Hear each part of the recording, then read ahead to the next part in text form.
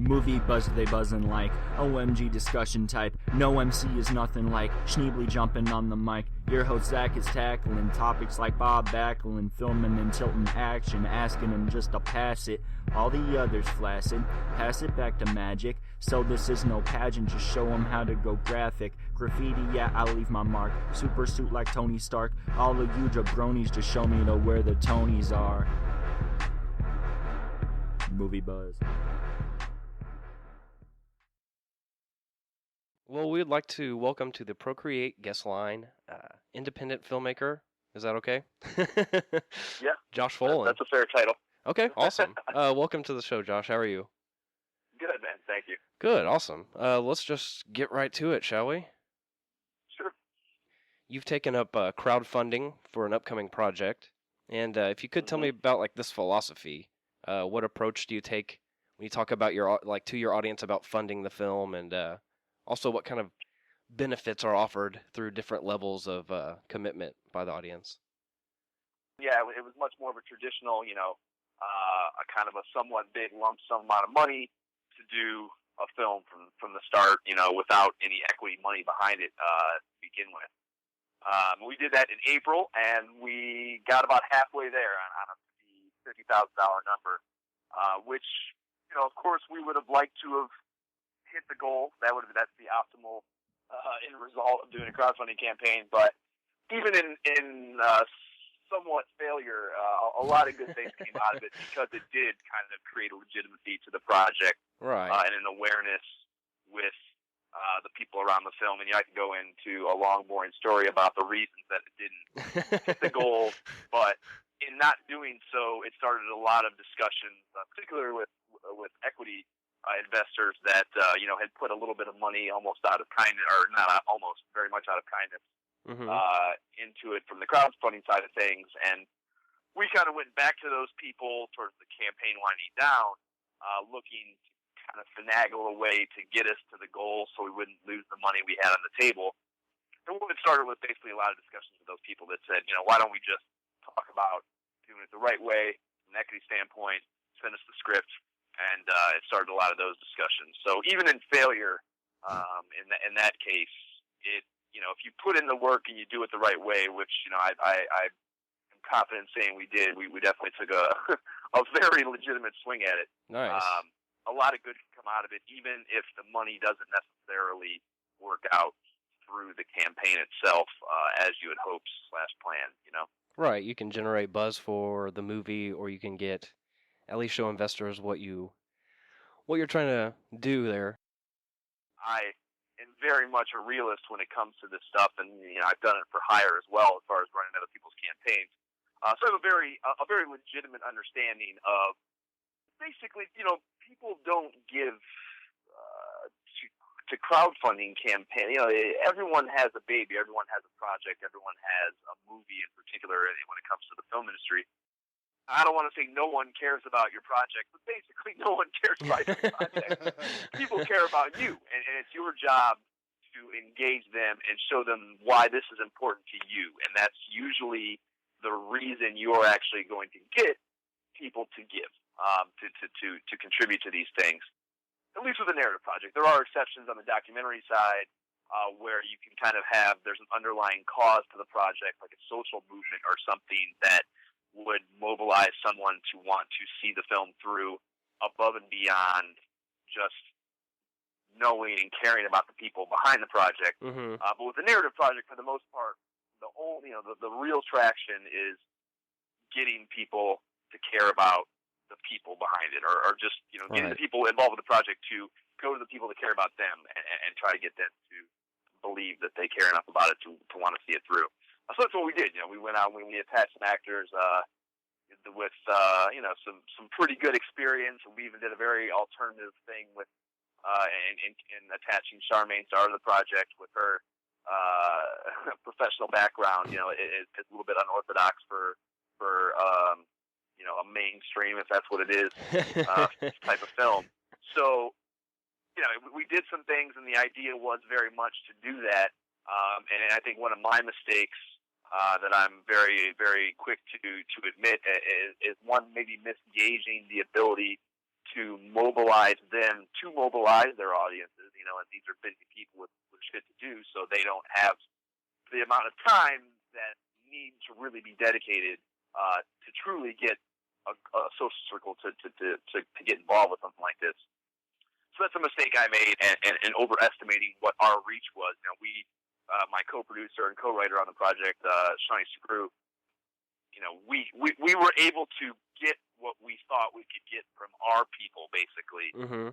Where we came up short and where we really failed was being able to, whatever it is we need to do, we didn't do it to get the full Hell on Wheels and Phil Burke's case, him being on that show. We thought we could tap into that audience and really get a good push out of that, and that was something that we failed at doing, on our end. So, you live and you learn. But as I said, there a lot of good came out of it. Even in some of their circles where we maybe not didn't get as much traction as we would have liked to, it did open doors and it did create opportunities that, had we not done that reaching out, would not have been there.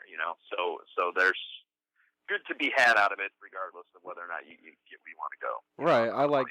I liked the idea that you used an adult film star as one of the actresses in your film.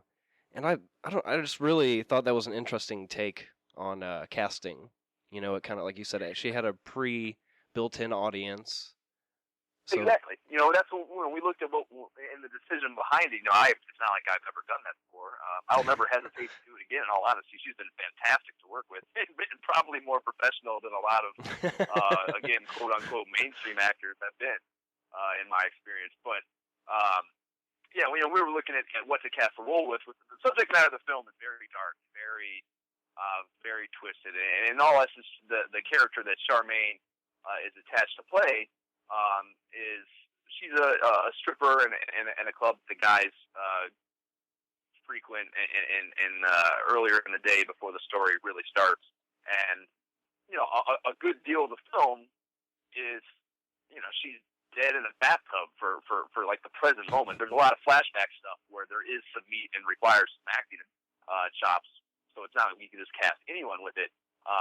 But there is a lot of dark subject matter, and there's a lot of nudity, a lot of very dark subject matter. So we were going out and looking at attaching an actress with a real following to play that role, without having a lot of money to pay a really renowned mainstream actress that's going to have a following, a really serious following that will help us from a marketing perspective.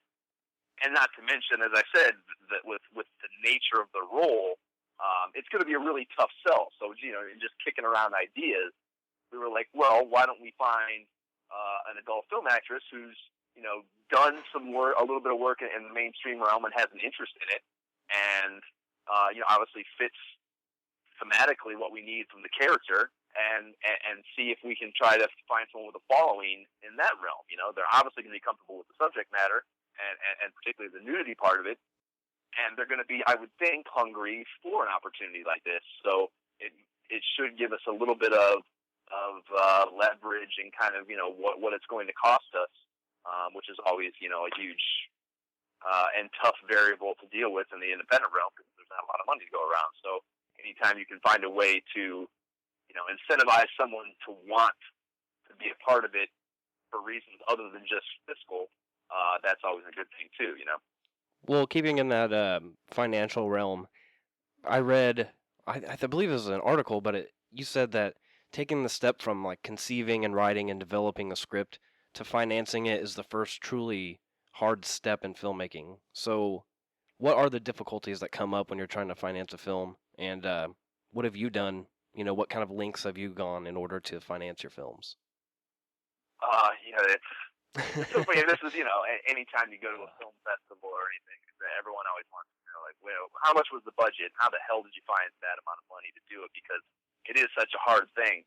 And the reason it's such a hard thing is because there just is no set way to do it. I mean, and financing everything I've ever done, it's even in projects where I've been hired. I worked on a feature back in March that wasn't my own. I was just one of the producers on it. Mm-hmm.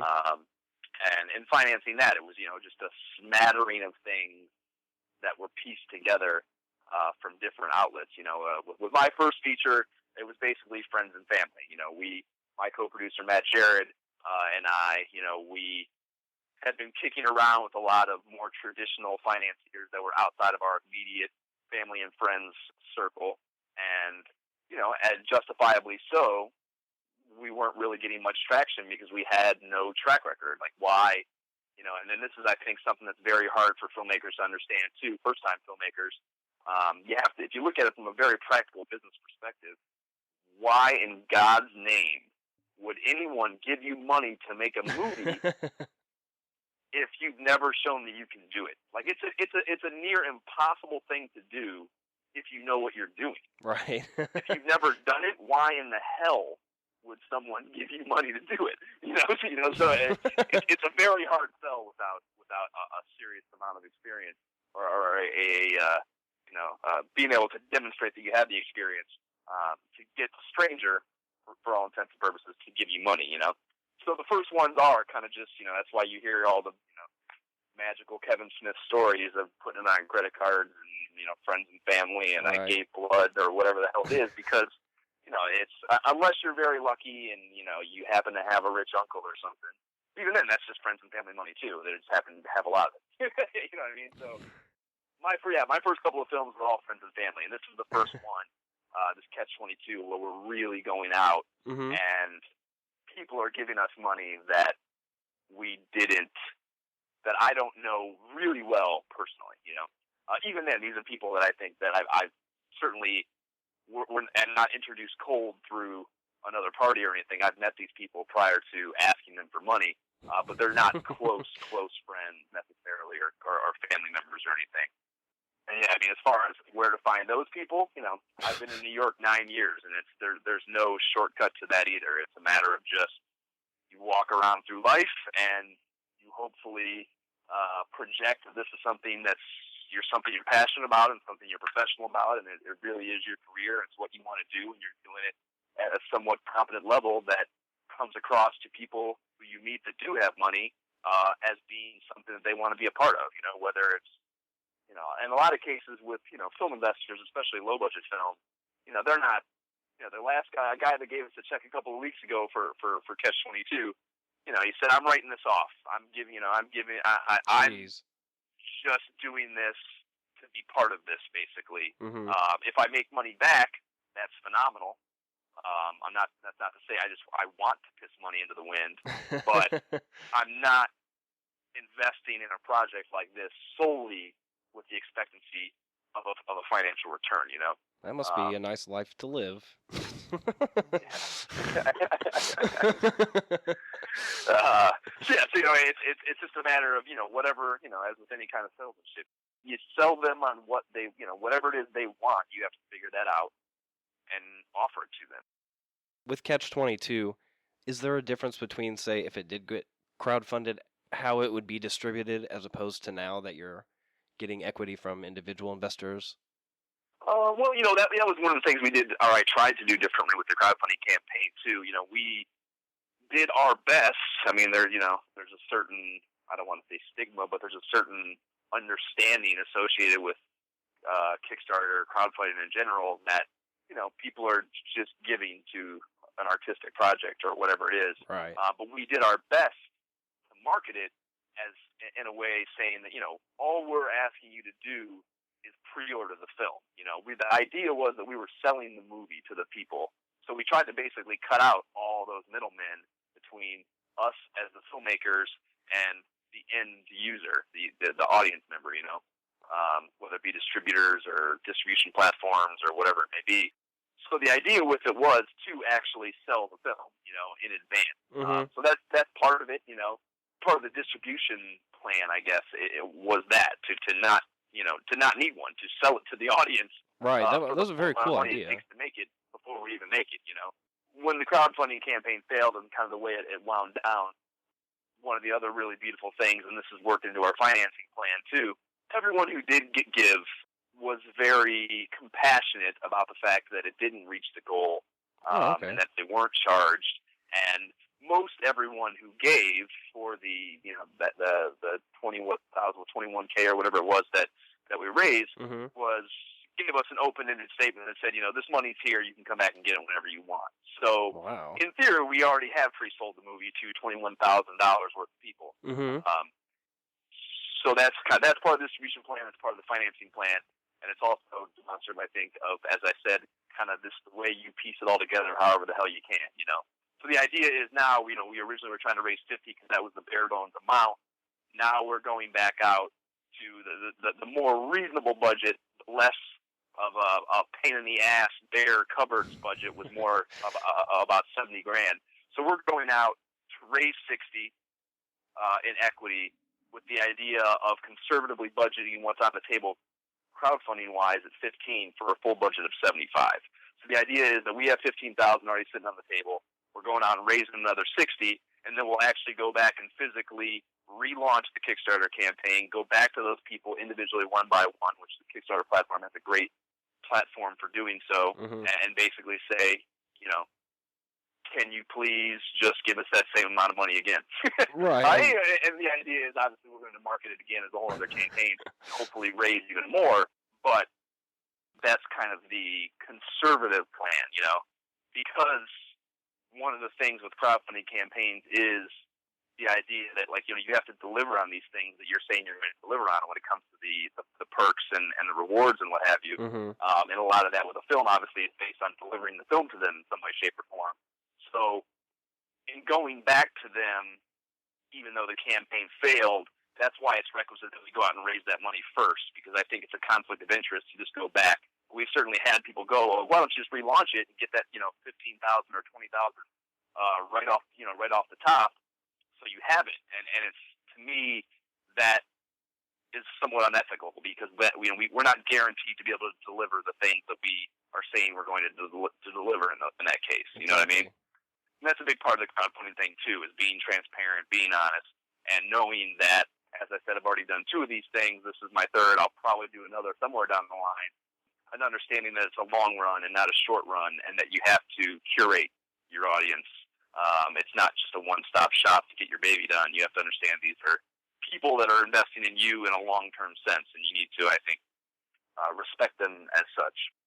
Right. Not only that, but also if they get what they're looking for, your future projects might also be funded as well. Exactly. So, as a more independent-leaning artist, what are your thoughts on bigger artists like Zach Braff and Spike Lee and LeVar Burton using Kickstarter and crowdsourcing for upcoming projects? This is such a buzz topic because I'm involved with one on a somewhat ongoing basis here. I'm, of course, reading everything about it from the potato salad Kickstarter on. But, it's funny to me that, it seems a complete waste of energy to get worked up about anything, really. And Yeah, that makes sense. Stressing out is a pretty pointless activity in general. But, it's not as if there is a finite pool of money that is sitting there out in the world to be dedicated to film projects via crowdfunding or via film projects, however the money is raised. Those people are raising money from people that they have worked to curate a relationship with in some way, shape, or form. It may be when you get to be to the level of Zach Braff or Spike Lee, it's probably a little less of a direct relationship. Whereas, Shawnee and I are going out to people who are a little bit more close to us in our social circles, just because these people have fans who are just, one-way fans that maybe have never actually interacted with Spike Lee or Zach Braff, but they care about their work anyways. But even though that's the case, they're still just utilizing a network that they have worked to build. So I think it's a little hypocritical, in my opinion, to view that as a bad thing or that they're somehow robbing, the more independent or the more struggling or the more, inexperienced, however you want to word it, artist who does want to go out and raise money via crowdfunding. I don't think, that they're taking away from some finite pool of money that we would otherwise have access to, Well, we had another guest on for the episode. He's a comic book artist. And we were talking about how Comic-Con's getting so huge and kind of going away from comic books. But my argument is that it's getting more people interested in the idea of comic books being legitimate. So yeah, they might be driving people to accidentally stumble across, your Kickstarter or something like that. Exactly. So. Yeah, I mean, it's with the crowdfunding, it's such a no one thing that you do with a crowdfunding campaign is really, unless you're very lucky, what gets you there. It's this aggregate, all-consuming, complete headache workload of all these millions of things that you're constantly blasting out into the universe for 30 days, or obviously, it takes a lot of prep work too, more than 30 days that you're running these campaigns. Like it's an aggregate. So, however, any little minutia that can maybe even possibly drive one or two or however many more people towards your project, like, yeah, I'm all for it, and I don't think there's certainly no negative, in my opinion, side to those guys doing exactly what you're saying, lending that air of legitimacy and mainstreamedness, even though that's not a word, good vocabulary to Kickstarter and crowdfunding. Yeah. Well, damn. Well, actually, we're gonna need to re-record that because what I was trying to do is get headline, independent artist says "fuck LeVar Burton." So. I'll give you a whole bunch of buttons like that at the end. You can go through all their names, and I'll just give you a "fuck that person." Sweet. I like one of them you can use completely out of context. I'll use it as like a dickhead. I'll use it like a bumper for the show. This is independent filmmaker Josh Folan. Fuck Zach Braff. You're listening to Movie Buzzed. I'm a huge button pusher. I love pissing people off. Let's do it. Well, let's talk about something that won't push any buttons, hopefully. It's your book, Filmmaking the Hard Way. What kind of messages were you trying to pass along to your readers? And how do you think you've helped other aspiring filmmakers? I know it's kind of, sorry, a lot of questions. I know it's kind of like a interesting take on the world of independent filmmaking. So just take all of that. I hope so. Yeah, the idea was, and I'm somewhat of a voracious reader, and I think, anyways, from my perspective, read a great deal, if not all, of the books on, micro, low, whatever you want to term it, budget filmmaking. And there were certainly some great ones, and some that I learned a great deal from. But a lot, I didn't feel that any of them gave a 100% transparent look at the entire process from start to finish. There was always a veiled nature to some aspect of it, and some of that's justified. Even mine, I said, the idea was that it was 100% transparent, even in the most depressing places, and a realistic look at it.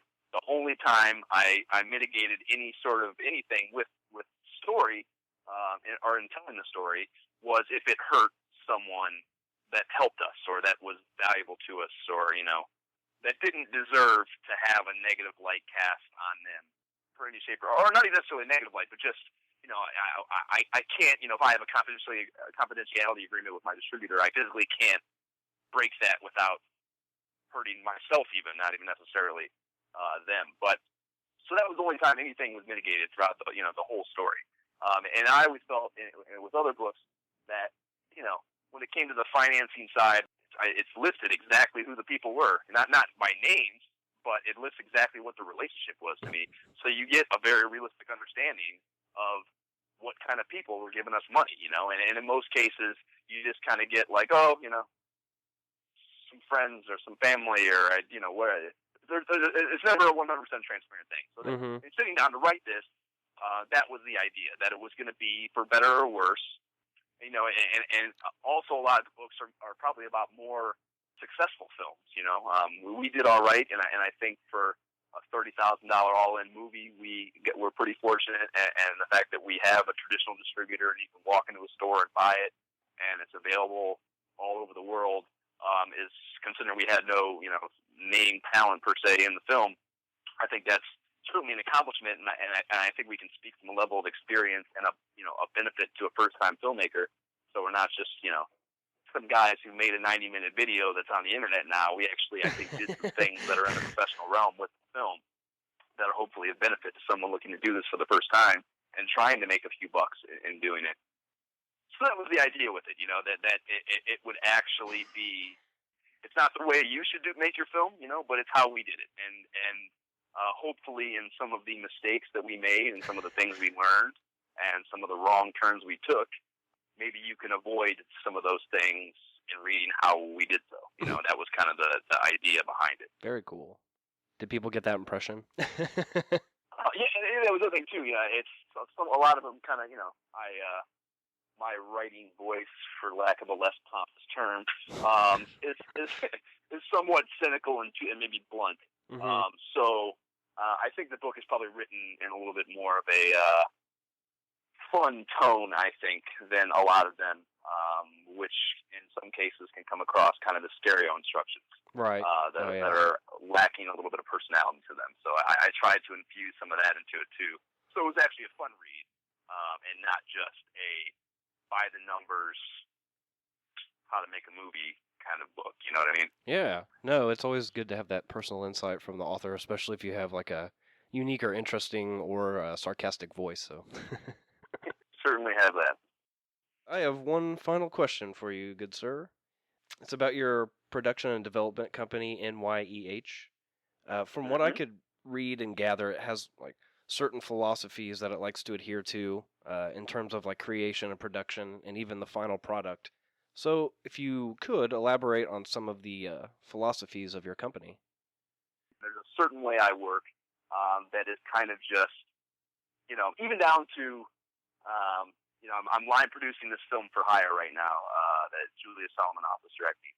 And the reason she came to me, her husband is John Rockwell Harris, who was the still photographer on All God's Creatures, my first film. So he worked on one of my sets. And she's a filmmaker that's done a lot of, she's fortunate enough to be, internationally renowned, and she's won some nice awards and stuff.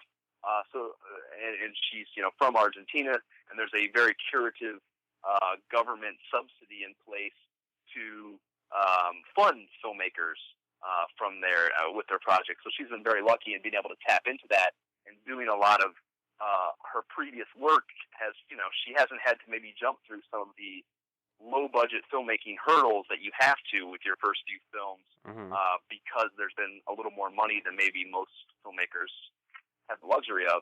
But she's looking to do one right now in New York where the funding is not necessarily coming in exactly on the schedule she wants. So she wants to do some New York shooting in a very stripped-down, simplistic way. And in talking to her husband, she was like, well, I worked on Josh's set, and I know that it is a no-frills situation that he creates. I've seen low budget. Yeah, exactly. So if you want to do that, then maybe you should talk to him. And we did. We sat and talked about it, and I think I'm going to be able to help her do things in a way that she's not accustomed to doing, because that's just how I work. I even down, when I am budgeting something, I have my own template that I've kind of adapted from some of the more traditional budgeting studio templates, because I'm never going to have, no matter how much money I ever am able to procure for a film, I will never have an assistant set medic on my set. It's not going to happen. I don't need that line item in my budget. It just doesn't. That will never exist. There's never going to be that many people standing around doing nothing on a set that's mine. It's just never going to happen because of the way I work. So that's kind of, that's the approach that I take to these projects, is finding a way to do it at a still professional and entertaining level where people want to watch the content, hopefully, but kind of peeling away some of the bullshit that a lot of film productions have. I've worked a lot in front of the camera too, and I've done a lot of studio television work in particular here in New York, and it's because of my background behind the camera and producing. Like, I walk on the project sometimes, and I'm just blown away. Like, I can just see money flying out of the goddamn operating account all around me, and it makes me borderline have a nervous breakdown, because I can't fathom why, if you were running the set, if you were running this production, why you would have these money siphons just sitting around. Like, so much of it seems scrupulous, So I don't get that working that way. And no matter how much money I'm ever able to, attract to a project that's mine, I don't think I'll ever be able to work that way. I won't be able to waste money the way I see happen so often, just because of the experience that I've had to date. And the production company and the entertainment is kind of, that's the idea, to make stuff at a professional level at costs, You know, I'm just reading out the website here, but at costs that are kind of unheard of in the industry. You know, that's kind of the MO of what we do. Not the opposite of the MC Hammer effect, where you just like bleed money out and pay people to help you. Like, oh, you need a job? Come on down, man. If you ever need an assistant to the assistant bike courier, just let me know, and I'm game, sir. I'll keep you on file. Thank you. I appreciate that. No, you have my email, and now my phone number. But Josh Folan, independent director, thank you for joining the show. We appreciate it. My pleasure, man. Awesome. Always happy to talk and hopefully be of some use to someone else trying to do this stuff. You know, that was the big message in the book too. You know, I mean, I'm a big, I don't know how into Ted Hope you are, but I kind of love his agenda with this stuff that we, you know, as a group, particularly in the independent realm, as much transparency and as much hope as we can offer those around us. I think kind of you were saying about Kickstarter or crowdfunding, you know, the more attention and the more collective benefit we bring to the collective, the better. So, I mean, always happy to talk and give some of my stupid meanderings to whoever is willing to listen. Awesome. Yeah, no, that it definitely falls in line with the podcast community. It's very like communal, as I've said before on the show. So, you know, I'm just trying to get my name out there and have interesting people and interesting conversations, and a lot of people are up for it, and it's very encouraging. Some more than others. I mean, I not everyone, but yeah, there certainly is, and I think I really think because of people like Hope who are, you know, kind of proliferating that message, given his level of experience and, you know, credentials, that it's getting better. It's definitely getting better. Right. Once you wade through all the bullshit, you see the people that really care, and that's what makes it all worthwhile, you know? Definitely, man. Right on, Josh. Well, thank you for joining the show, sir. We will direct our audience to your plethora of websites. Really appreciate it. Yeah, no, I appreciate it too, man. Have a good rest of the day. You too. All right, take it easy. Welcome to Movie Buzzed. I'm your host, Zach, and with us is special guest host today, Bryan. I'm going to beep that out, and it's always fun to do, so yeah, Okay. There you go. Yeah, we're watching Clerks today, everyone, and we're going to try a new format here. I'm not going to count down. Oh, you can pass that if you want. Yeah. I'm not going to count down anything or anything like that. We're just going to watch the movie. And if it gets boring, I'm going to edit that out, and it's not going to go along with the movie anymore. So either you have seen the movie before we watch it, or it'll be like a suggestion, you know, if you should watch the movie or not. Does that make sense? Yeah, we watched fucking it. leaning back like all the way. What? You were just like lean back, like watching me all the way. Like you had to move. It took a couple seconds to move forward just to get to the mic. Oh yeah. You're And we're comfy. starting the movie in Like, 3, 2. No, we're I'm not. just you son of a kidding. bitch. Well, welcome to the show, Bryan. How are you? I don't care. You just smiled. You're cute. Why? Thank you. Thank you. We also have your lovely your lovely life wife. My wife, and partner. Okay. Well, we're gonna start the movie. You can do whatever the fuck you want. We watched this. We're gonna be honest. We watched this last night together, all three of us, and then you left, and then I played it again, and I watched it with the Trivion. What do you call that? The Commentary. commentary, yeah. Dude, the commentary for this shit is awful. That's another thing hopefully we provide is an alternate commentary track for the movie. Because normally they're kind of boring, but this Clerks one was fucking awful. It was just like you could hear him passing the microphone around and shit, you know? Like you'd be like, so what do you think about this? And then in the background you hear some guy make a comment, and then the mic would get passed to him. And it'd be like that. I didn't get to hear that. I tried to throw my voice a little bit. Yeah, sorry. You didn't really miss much, honestly. It's just, you know. The best part, I think, was Jason Mewes, who plays Jay in this movie, was fucking passed out on the floor drunk. And they'd randomly put the mic up to him, and he'd be like... That's pretty funny. Yeah, it wasn't too bad. And then he randomly goes, I'm drunk, snoochie boochies. Like, that's back out and shit. Or be like, he calls Kevin Smith moves. And he's like, I love moves. Moves. Yeah. Like, he got the moves? Yeah, I think that's what it references. I don't know. Dude, this guy's stories like all blend together. There's so much access to this guy. Kevin Smith, that is. That's just like, you're oversaturated with him, you know? I mean, I am. It's like he records his life. Yeah, like he has books and, I mean, the Smodcast and then Jay and Silent Bob Strike Back, Edumacation, Hollywood Babylon. Like, he's just out there. He's directing, writing movies, you know? There we are. So we're going to jump right into it. Clerks. We meet our protagonist, right? Yeah, okay. We'll go protagonist Randall. Nope. God damn it. Dante. Dante, yeah. And we meet his dog's asshole while he's supposed to be drinking out of the toilet. Mr. Smith didn't feel like he portrayed that well enough. People were like, oh, way to just, go the whole dumbed down comedy and just show a dog's ass. No, he's supposed to be drinking out of the water. Okay. It makes it more highbrow comedy. We have a couple of interviews on the show today, too, Josh. Bryan. Your name's Bryan. Yeah. We do interview a Josh Folan. He is an independent filmmaker. And then we also have Jim Mafood. He is an artist. He did the Clerks comic books. It's going to be great. He did the comic books. It is. Mafood. It's not even his real name. I didn't even know that until I did the interview. That's like his artist name. Artist. I like to overpronunciate, sir. That's okay. Yeah, it is. It better be okay. Basically, what is it? What's the guy's name? Dante.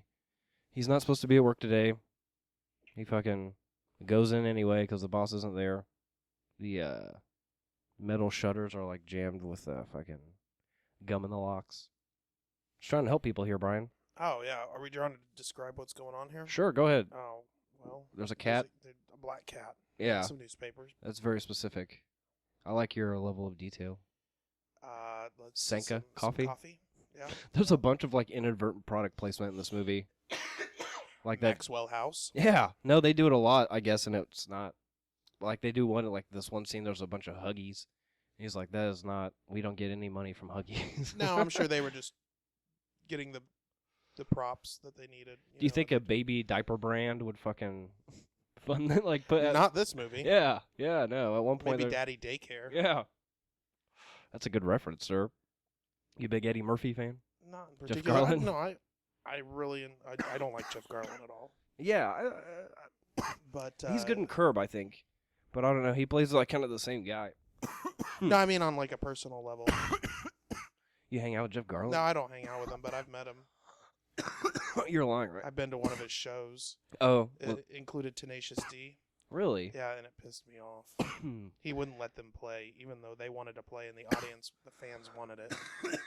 I don't understand. Okay, you have to preface this with some stuff. I'm clearly. at the back of the fucking studio. What is it? What is the show? It's actually a Jeff Garland show, so I Like guess a I can't comedy? be that mad. Was it as like comedy show or something like that, or like a no, variety it was show? It was a variety show, yeah, and he had? Oh, okay. it was a fundraiser Thank variety you. show. Thank you, Yep. Brittany. And Fundraiser. he had multiple artists on stage, and the last artist was Tenacious D, Mm-hmm. which they made it sound like it was going to be a Tenacious D concert. That's how it sounded. Like it was going to be a full show, but it was So just it's like Jeff Garland presents Yeah, this and fundraiser with Tenacious D or something. exactly. And Okay. It was expensive to get in, and I thought I was going to see the D, which I did, but I only got a few songs, and What? So you said he wouldn't let him play though. oh, well, he wouldn't let them play longer. Like they wanted to play longer. Like Oh. like yeah, he went up there and actually started like physically like trying Well, to get didn't Jack you said Black they were off the stage. you said they were the last act? Yes. What the fuck? That's lame. Yeah, they were the headlining. You know what I mean? Yeah. And he didn't let them play more than a few songs. It ended really early. It's just really funny though because I was at the back of the theater. Yeah. We got we got in at the last minute, and we were sitting back there with Jeff Garland's family, and I'm just screaming, "Yeah, it's the fucking D!" And they're like, Jeff Garland's up there, sir. Show some No, respect. Jack Black could clearly hear me, and I was like, Yeah. "Wonder Boy!" Yeah. And Jack was like, "No, we can't. This is the last one. Oh We're man. not allowed," and shit like that. Like, Play fucking Lee. I know they did. Yeah, they played Lee.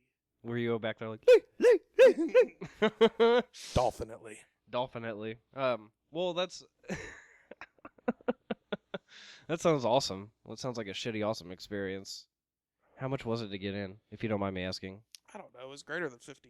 But Wow. Sucks. Who else? So who Oh else? yeah, I met Kyle Gass. Was anybody else and playing he, there? He wrote on my arm. He signed my arm. Did you get it tattooed? No. So, bro, that's what people do. Nah, I wouldn't have done that. Yeah. So, were there any other acts there? Yeah, it was actually, since I was under the impression that it was a Tenacious D concert, Right. I found it like hilarious that there was some like almost like a gospel trio. Nice. That sounds awesome. But I started laughing because they were so You're like, is this for real? they were so awkward. I almost thought it was intentional. Yeah. They were Okay, so I gotcha. awkward and weird and like and Excuse me. it was just funny. I started giggling and shit, and like people were looking over at me like, "What? Are you fucking retarded or?" Were you fucking stupid? This is what the fundraiser is for. Yeah, I didn't realize. I thought I was just going to a Tenacious D show. Okay. Like, Right. Yeah. Here's the first intro we get to the characters that will live in infamy forever now. Jay and Silent Bob. Excuse me. Yeah, I like Jay. He just fucking... I think he's got a beer, but he just like, spits it out. His shirt says, "Oh wow, what? Did I say something? Never mind." It's a banana with sunglasses and boots. I don't really get it. I don't know if it's supposed to mean something or what. In the oh gosh, in the commentary track, he does say, "We did notice this last night, but he's not a smoker." Watch this. Yep. Like he said, he barely even inhaled. Oh, like, he even said that on the yeah. commentary. So you watch, like Yeah, he takes a drag, but he doesn't even. It's like clearly his mouth. You can see him holding it in his mouth, like right here. Watch. Like he just lets it kind of. That annoys me. Yeah, and then after this movie, he became a pack-a-day smoker. That's Pack-a-day. pretty funny. He picked up smoking after not smoking. Right, after just like inhaling a little Basically. tiny bit, feign smoking, if you will. Julie's gum. Oh. This guy. This is just a ridiculous situation. Premise, yeah. Premise, Like- exactly. Some of this, that's the thing about this movie in particular, too. His other movies also, but there's a little more going on in his other movies. And it's very dialogue-driven. And some of it just goes on and on. Like he's talking about in the commentary as well, like watching a scene and it's like 4 minutes straight, just like dialogue. He's like, we had to cut it down to 2, and it's like, oh my God. Like, I can't, like, I don't, like, this whole scene was so long that they had to intercut Jay, like, lighting up a cigar, just, like, to break the monotony. This guy, like, berating some clerk for selling cigarettes to people, like, you're the Nazi. So it says, like, eat a dick or something like that to him, Oh my goodness. You suck the dicks or something, I don't know. This movie kind of reminds me now of Reservoir Dogs as far as like being just completely dialogue driven. Yeah. He, I mean, Kevin Smith has made it no secret that Quentin Tarantino is one of his, like, favorite filmmakers or something, I didn't especially know of that. this generation or whatever, so. Quentin Tarantino is my personal favorite. Yeah, like, he saw Red State and said something like, this is fucking awesome. And, like, it's on the boxes, like one of the taglines, I remember that, yeah. Yeah, so he really respects the guy's opinions or whatever, so, I know. So this guy, with the curly hair and the 5 o'clock shadow, convinced these people, like, what this guy's doing is poisoning you with cigarettes. And so this chick shows up and douses them with fucking chemicals. I think it's sulfur. They ran out, and they ended up using baby powder at one point, just throwing it across the room.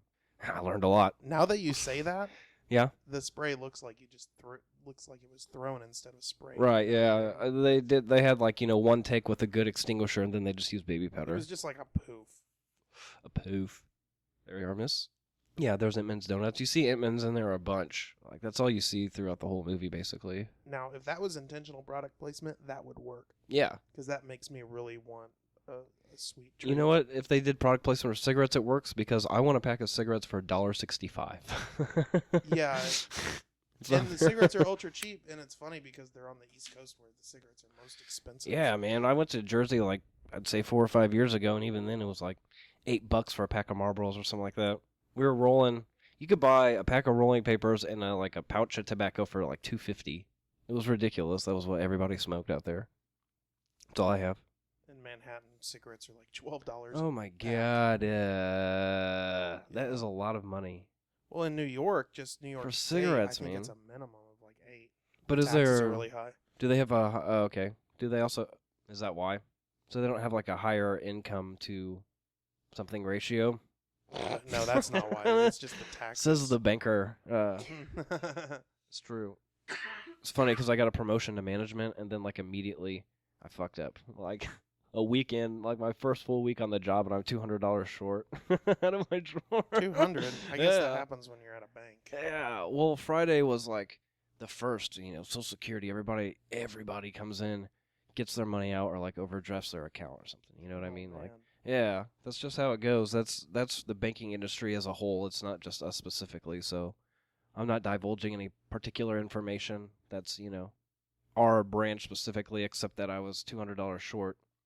And I'm going on some probation, and some big, I'll be written up. There'll be some like meeting, And you're gonna have to really count your money this time. Well, see, that's the thing. I'm never on a drawer, but this employee fucking didn't come to work on a Friday, and the night before she was posting pictures on social media of her night out, like on top of some bank downtown. Like she should get fired, dude. The thing is, she has another job lined up where she's making more money, but she hasn't put in her notice yet. So it's just kind of like one of those things where they don't really care, because she has sick time and whatever and blah, blah, blah. It's insane, though. I'll never get why people who have jobs like that put stuff on social media. Yeah, that's so where stupid. they know their coworkers are going to see it. Well, that's the thing, though. Like, all the coworkers and, like, some of the management did see it, and nothing was really done. Like, one manager was like, well, you can't blame her, can you? I was like, yes, I fucking can. Like, I can blame her. Not for the mistake I'm talking about. She's like, you can't blame her for not wanting to come in. I guess I can. It's Friday. The 1st is the busiest day of the month. Like, I can blame her for whatever I want. Except for the money. That was my bad. Something happened. Like, I either gave somebody too much money, or I put in like $200 more than I actually brought in, like, into the computer. It wasn't some like stealing thing, Sure. $200. I worked there for 2 years. Like, if I'm gonna steal $200, like, there's something going on with me that we need to deal with here right now. Clearly, you're not ending your career for $200. No. This scene I'd like to bring to your attention, if you have ever seen the movie or watching it. It's when Dante and his girlfriend are behind the counter. They're discussing sexual acts, how many people they've had sex with and whatnot. And he's painting her nails. And a lot of people, I guess, like in the focus groups, said that like this brings like a levity to the scene or whatever, because they're talking about having sex with people and whatnot, like how many people have you had sex with, and like how many dicks have you sucked and stuff like that. But 36. he's painting her nails. It's 37. But he's painting her nails, and it's like it brings a sense of realism to the scene or whatever, He was saying it's like flat, you know what I mean? Like they did this dialogue, but they were just like sitting there together, and it was like flat. And so they brought in some nail polish. Oh, I see. And added some life to the scene. Yeah, because if there's no motion going on, then the viewer gets bored. Yeah, and it adds like a layer to their relationship or something, It brings like a humanality to the characters or something, like a relatability sort of thing, Mm-hmm. If that makes sense. I hope it does. The person that's appearing on our screen right now is Scott Mosier. He's a bearded guy that's wearing a Hornets hat, Charlotte Hornets hat. He is the producer. He's been Kevin Smith producer for pretty much all of his work. They also do, what's that thing called? What's that show? Smodcast? Oh. Yeah, they're on Smodcast together. Right. I like him a lot. He's really cool. And you'll hear in the interview in a little bit with artist Jim Mafood. He hangs out with him quite a bit, and he's very cool, apparently.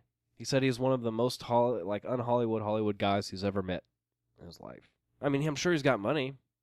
I mean, their films do relatively well. He's also produced other stuff, and like, you know what I mean? Like, he's pretty humble. He's making a living out in California in film, so he's doing something right. You know what I mean? It's hard to like survive out there if you're making like low budget shit, not like really making money off of it. It's like a $40,000 film or something like that. Really? Like, that's crazy. Yeah. What's that adjusted for inflation, Brian? Probably like $100,000 maybe. This was filmed in what, 93? 93, something like that. Yeah. So if we carry the 7, it's yeah, I'd say 100,000. That doesn't happen these days. You know what I mean? Like, we were just talking to Josh, and he was saying that theirs was like, he's $75,000. They were trying to get that, like, bare bones in it and shit. They were filming where the guy fucking worked and shit. Like, They would film after hours.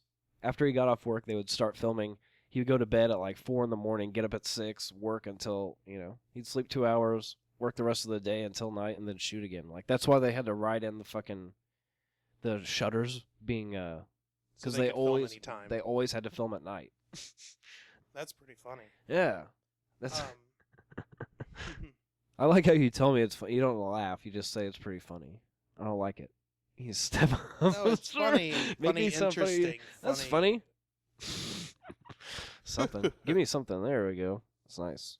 You're not drinking. What do we have here? It does. So here we are. Sam Adams Oktoberfest. They are having this conversation here. He has had sex with like 12 people. And this guy comes to the counter and she's like, oh, that's this guy. For some reason, she volunteers the information that he likes to be snowballed and have his cum blasted back in his mouth. Like, not blast, whatever. That's the only adjective I use with the word cum is blasted. But she sucked 37 dicks. Including Dante. Up to and including, yeah. And then he goes, this is one of my favorite one-liners, but she leaves and he goes, try not to suck any dick in the parking lot, on your way through the parking lot. And the dude starts following. Yeah, he's like, hey, you. That was good if they would have cut it there, but he's like, hey, you. Stop that. This old guy, Stan, he was an actual customer of, like, the mini-mart itself. Like, in real life. Just like getting this is just a regular Yeah, dude. he's just getting his buddies and shit, He got credited with some other name. I forget what it is off the top of my head, but like he was credited as some other guy because he didn't want to be associated. He did really good. In likeness only. He did, yeah. He's totally berating this guy. I'm sure they get that all the time, You fucking counter jockey, like no good 2-bit son of a bitch. Something like that. It's only insults I know. Oh, there you go. You're getting better at it now. Each segment of the movie is separated by like 9 vocabulary words, and this one is Randall. We're about to meet him. He's what do you call that? A clerk, I guess. He's a fucking clerk at the RST video place.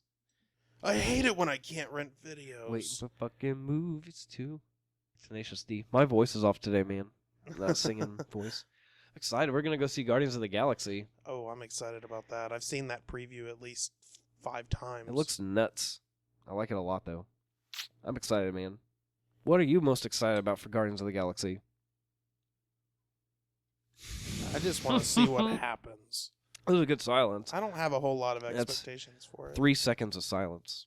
Wow. Way more than normally allotted. Yeah. On the show. Well, you didn't think about that one. I need to start talking. Okay, so what are you excited about for Guardians of the Galaxy, Brian? I really like that raccoon dude. Rocket Raccoon, as That's voiced his name? by Bradley Cooper. Bradley Cooper. See, I like him. I like the character too. Yeah, that's one of the best characters. I'm excited to see Groot as well. Is that the Vin tree? Diesel? Yes, he grows them out of a little pot. I believe is like part of the plot line. That's why they're always. He's like on his shoulder and shit. The raccoon. It looks. It's not really how I cool. pronounce raccoon, but anyway. The raccoon. Yeah. Anyway. But yeah, I'm excited to see it. It's like a new. We were talking about this last night again. It's a new comic book movie from Marvel. Yeah, but it's produced by Marvel. Right? It is Marvel Studios. They broke off. It's not even like I don't know. I guess it's not even a part of their comics division. It's like their own entity, their own studio. It's Marvel Studios, And they broke off to do these, but they're like getting better and better. Dude, this CGI looks insane. This is probably as good as it gets. It looks really good. You're as good as it gets, just like Jack Nicholson. For now, I mean, this movie is the latest technology, I guess. It is. It is. Although I was reading to not see it in CG or 3D IMAX. Yeah. Don't see it in IMAX. Yeah, don't see it in 3D because it like kind of draws away from the story a little bit. So this movie is not actually meant to be 3D. It was a movie that like 3D is almost an afterthought. No, it's like the 3D is so intense, like the visuals are so good that like it's taking away from like some of the character interactions, I guess, or whatever. Maybe. Fuck that. I'm gonna see it. I don't in 3D. know if that makes sense or not. I don't know if that's true. We still need to look up what time it's gonna play. I have no idea. We'll figure it out. Okay. The fuck's a newspaper? All right, Brian, before we get to this interview, I just want to let everyone know that the show is brought to you by Procreate. Procreate? Yes, Procreate you say, Procreate I say. It is a community of artists where you can collaborate on projects.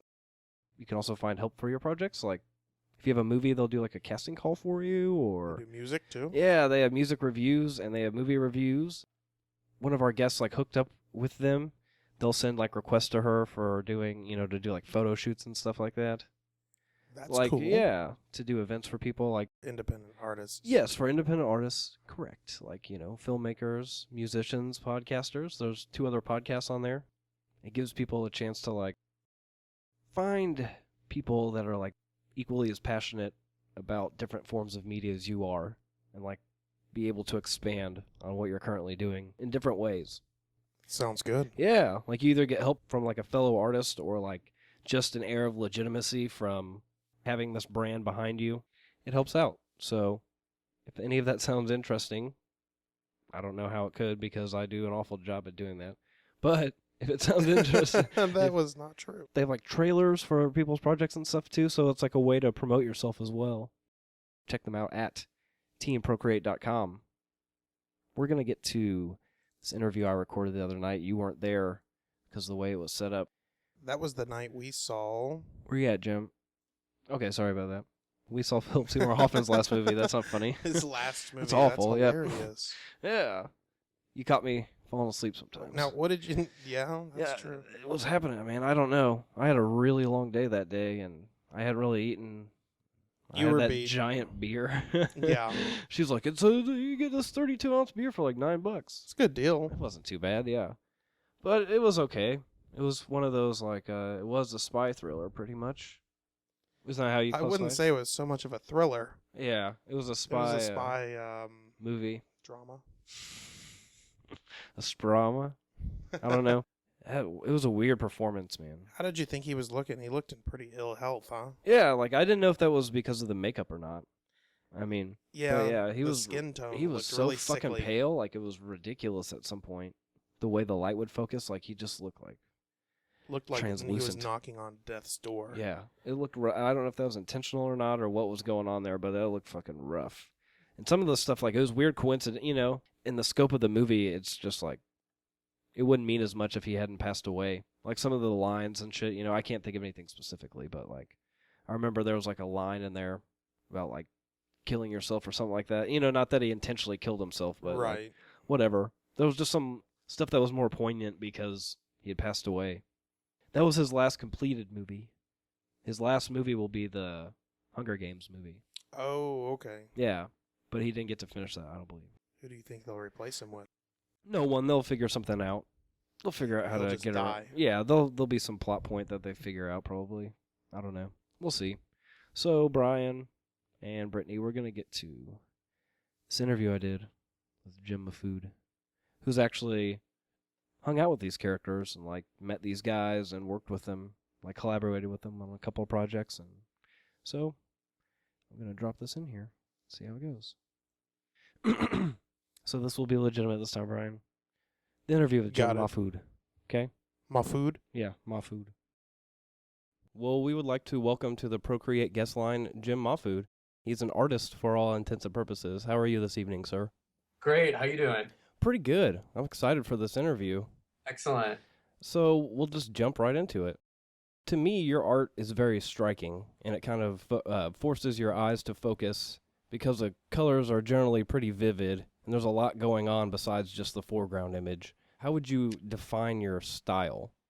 I call it the visual funk style, which is kind of Nice. the way I have branded the look of my work, which is a fusion or a cocktail, of comic book art, Japanese anime, the late 70s school, New York school of Jean-Michel Basquiat, Keith Haring, a little bit of Ralph Steadman thrown in there, a little bit of the 60s underground, Crumb, Zap, Von Bodie school of people, and some Jack Kirby and Jamie Awesome. Hewlett, the original Tank Girl artist, all kind of thrown in together. And also, psychedelic poster art, skateboard art from the 80s, kind of a punk and hip hop aesthetic all thrown in one giant mixer together, and out comes my look, you know? So I've always looked at lots and lots of visual stuff ever since I was a little kid. And, you know, I just really enjoy referencing lots of different sources. And even if people don't see it in my work, I look at a lot of things, and I'm just big on artists that have their own look. And I always wanted to have my own dynamic look. It's a big amalgamation of influences, but you definitely see like each of those in your art. It's kind of weird. It freaks me out. I'm really just trying to stand out. I mean, I'm not trying to be the best at anything. I'm just trying to stand out so that, I mean, it's almost from a recognition or branding factor. I want people to know that it's one of my pieces within like 5 seconds of looking at it, you know, and I've kind of been able to pull that off, which I think is sort of a successful way to go, especially in this modern world where you kind of have to grab people's attention in the first 2 seconds or you're not going to get them. Right, because there's so many options out there. Yeah, and also people's attention spans have gone down to basically just two seconds.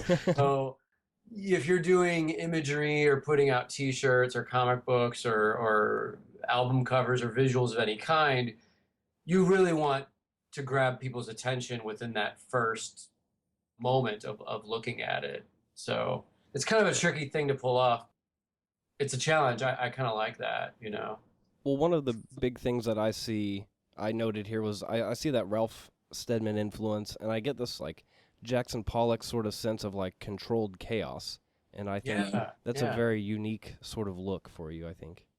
Yeah, I like things to have a balance of some control, and then other parts of a piece could be completely chaotic and splattery with ink and paint flying. And those are just things that you can use to convey movement and action. You know, those are just kind of cheating type ways of conveying a sense of dynamics. Or, I mean, it's almost like when Kirby would draw a character jumping through the air, it was like you'd have this huge fist in the foreground, and the arm and the body would get smaller and smaller as you go back in perspective. Right. But it's the immediate visual or ideas that this thing is like coming at you with great ferocity and power. Speaking of Jack Kirby, you've written, penciled, inked, edited, and lettered for a wide variety of comic books, which is personally one of my favorite mediums. So what creative hat do you prefer to wear, and why? I mean, obviously I like the art part of it first, and I can work with other writers and draw their scripts and work with editors and be just a visual guy. But when it really comes down to it, I'd rather just do everything. I'd rather write, pencil, ink, and letter all my own stuff. And I have a guy named Justin Stewart who colors most of my stuff, and him and I have been working together for like over 10 years. He totally understands how to work with my crazy material. And so, yeah, I mean, at the end of the day, it's like, it's just easier for me to do everything. I get lucky because I work with writers that sort of know how to write to my art style. They'll send me a script and then say, you know, basically do whatever you want, but here's the blueprint. You're a, I guess, self-proclaimed comic book guy. We're going to stay in the realm of comic books. Yeah. How do you feel about these larger comic conventions like Gen Con and Comic-Con becoming more or less like vehicles to sell video games or toys and movie tickets? Yeah, I mean, it's weird to see the transition because I've been in it for 18 years now, which is kind of crazy. But there's kind of a balance, though, that's going on that's still nice, where you could have a huge San Diego kind of situation where Hollywood and all these other non-comic things are represented. Then you could go and do a convention like Emerald City in Seattle is this fantastic, really big show that is still really rooted around comic books and comic book art and the artists and the community. And there's still cosplay and there's still, you know, some outside elements, but there's still that kind of old school feeling of comic books. And so as opposed to getting upset or bitter about it, like I choose to kind of do every style of show where I just did San Diego last week, and but then I'll do Emerald City, I'll do Heroes Con in North Carolina, I'll do a small show in like Lexington, and I meet new fans that I would never meet before. So yeah, I mean it's kind of interesting to see where it's all going. I still think that the monster that is these conventions is kind of still growing and figuring itself out. So this year in San Diego, I kind of noticed that Hollywood was slightly less represented. So I almost feel like the studios maybe pulling back just a little, which to me is cool because I still want to go and see comics, see art, and see my friends that are still in this community. And I live in Hollywood, man, so it's like I see all the Hollywood stuff every single day, just driving down the street and seeing all the billboards for all the new movies. And if you're a fan that saved your money and is visiting from Ohio or something, I could see how that would be exciting. It's like I want the art, Yeah, you want the creative side. Well, I think one of the pros of that, I guess, would be that the biggest movies right now that come out are comic book movies. Like this Guardians of the Galaxy is going to be huge. Yeah. And that coming into something like Comic-Con shows kind of like a legitimacy as comic books as like an art form. I would say, more money goes back into the comics actually being made, and I don't know, it feels like it gives it a little more base to stand on. It is very bizarre to, because when I was a kid and a teenager, comic books were such an underground, non-mainstream thing that you would never admit that you read or collected. If you wanted to be cool or meet girls, it was like, by the time I got to junior high and high school, I kept this whole hobby and passion hidden from everybody except for my other two friends in St. Louis where we were growing up who liked it. And to see it now where it's like mainstream and celebrities are wearing like Batman t-shirts and it's just it's kind of cool in one way, but it's also just very bizarre. I don't really know where it's all going, but it's kind of funny that Marvel is, milking its catalog. Oh, yeah. Everything that they have the rights to, where when I first heard they announced Guardians of the Galaxy, I was like, wasn't that a shitty comic book in like the early 90s, like late 80s, early 90s? It just seems like such a bizarre thing that they would farm out, and then you see the trailer for the movie and it looks totally kick-ass. Oh, so yeah. It's just kind of funny, and it's like, Ant-Man is going to be a movie. That's what I was about to say. Like, growing up, like, people are like, who the fuck is this Punisher guy? I Right. never thought I'd see a movie like that. No, like what? Like you said, Ant-Man's coming out. Yeah, and I mean, even with Iron Man, it was like, Iron Man for us in the 80s was kind of just a throwaway character, and then everyone went and saw that first movie, and it was so unbelievably cool that, we were just waiting for the CGI technology to come along to make all this shit look cool, basically. Fucking like He-Man movies of the 80s, whatnot. Is it the one with Dolph Lundgren, yeah, and Frank Langella. Wow. Yeah, I mean, it's funny too because I'm working on this new Tank Girl book right now, and the Tank Girl movie rights are still kind of tied up in limbo at MGM Studios, and the guys can still do print comics and they can still do certain things, but there's certain things they can't do with the property. And all of us that are drawing the new Tank Girl book are kind of like, wow, could you imagine if they could do like a Tank Girl movie now? Yeah. It would be like really kick ass with like all this crazy shit happening. But I guess we were all waiting for the technology to catch up with these fantastic characters, and special effects. Oh man, I'm sitting here in my mom's living room, and she just gave me the look because I said fuck. So we're gonna keep it clean here. Yeah. Try and try and contain myself. No, she can't hear you. I have headphones on, so she's just looking at me disappointingly. Okay, so it's just you who's Yeah. the dirty one, the corrupt one. Right, so you can curse away. Well, I'm sure we could probably talk about comic books all night, so I think we might move forward. You just talked about being involved in Tank Girl, and you've done work with Colt 45, Comedy Central, NBC, Sony, Playboy, Disney, just to name a few. So what other projects are you currently involved in, or do you have any upcoming projects that have significant meaning or just exciting for you?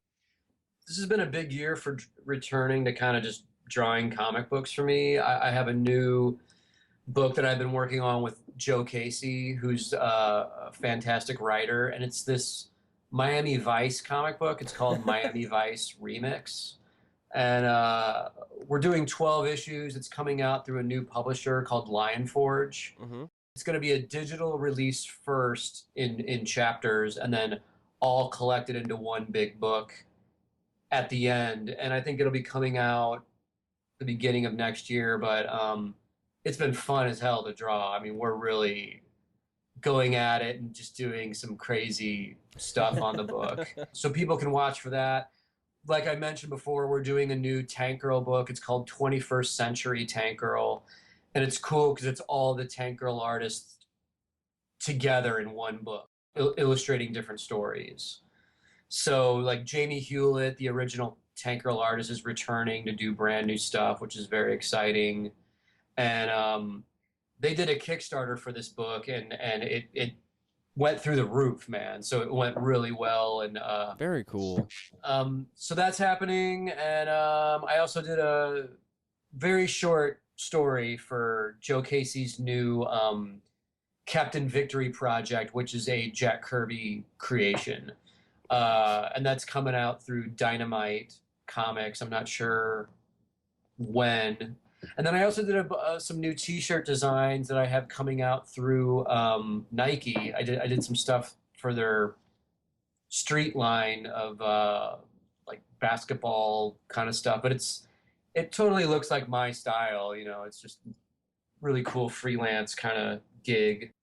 You know, so I'm keeping busy on lots of projects like that. You know, it's good. Real quick for reference, for those of you that don't know, Jack Kirby was involved in like Captain America, Fantastic Four, Hulk, Thor. You know, all the new classics that are that have been around for a while and people are just now discovering. So I just want to give people like a frame of reference. He's kind of he was kind of the visual mastermind who designed all these classic characters and the Avengers, the original X-Men. Referred to as the king of comics because he was just such a like genius, prolific kind of guy, you know? Right. So yeah, just Google Jack Kirby and you'll see all the most like insane visual stuff ever. I love his stuff. I'm a huge fan. We're watching Clerks, the movie which you were involved with in some capacity. If you would walk us through your involvement, you penciled the Clerks comic books, correct? Yeah, I mean, that was sort of my breakthrough job. I met Kevin Smith and these guys from this publisher called Oni Press in San Diego Comic-Con in 1997. And they were there looking for the artist of this new Clerks comic book that they were going to be doing. And I just was in the right place at the right time and wound up getting hired to draw the book. And it was actually the first full-length comic book that Kevin had ever written.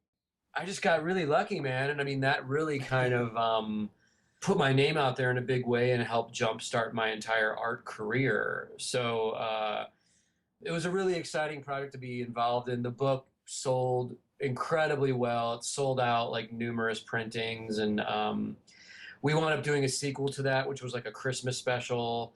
And I wound up doing a bunch of art for merchandise for those guys, Clerks, like magnets and T-shirts, and wound up doing another comic book project with Kevin for the Clerks 2 sequel.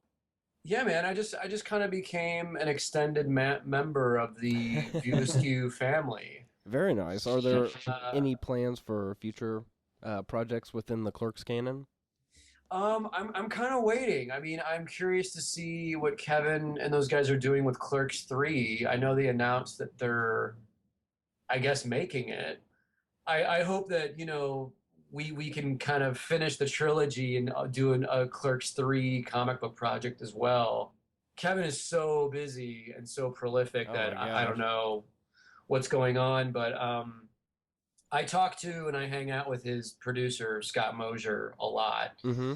And Mosier and I have worked on a bunch of stuff together. And recently, like a year ago, him and I and my buddy Joe Casey, I mentioned, we did an animated project for MTV called Disco Destroyer that was for the relaunch of MTV's Liquid Television. And we did 2 episodes of that. People can just go to YouTube and enter in the words Disco Destroyer and see the first 2 episodes.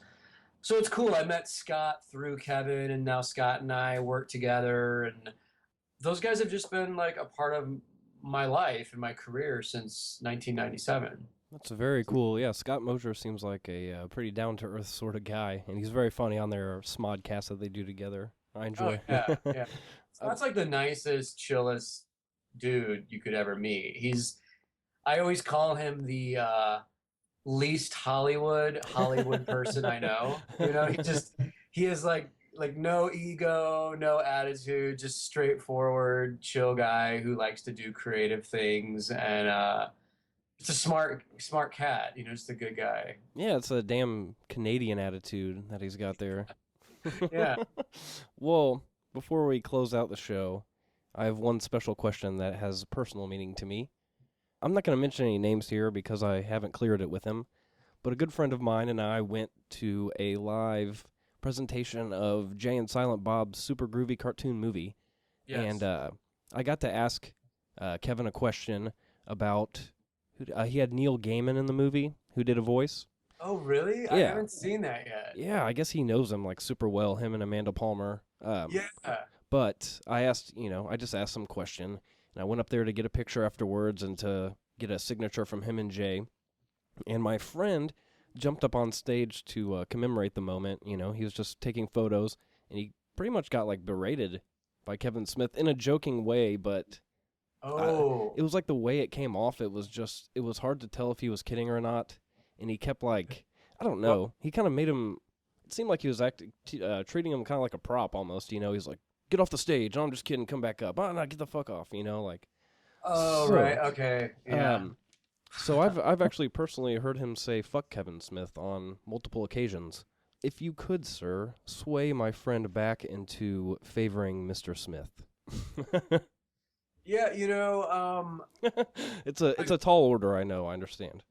I feel like since Kevin has been around in the public eye, that he has represented fandom and comic books in an overly positive light, and I feel like he is still sort of that same old Jersey dude, kind of guy next door, kind of chill friend.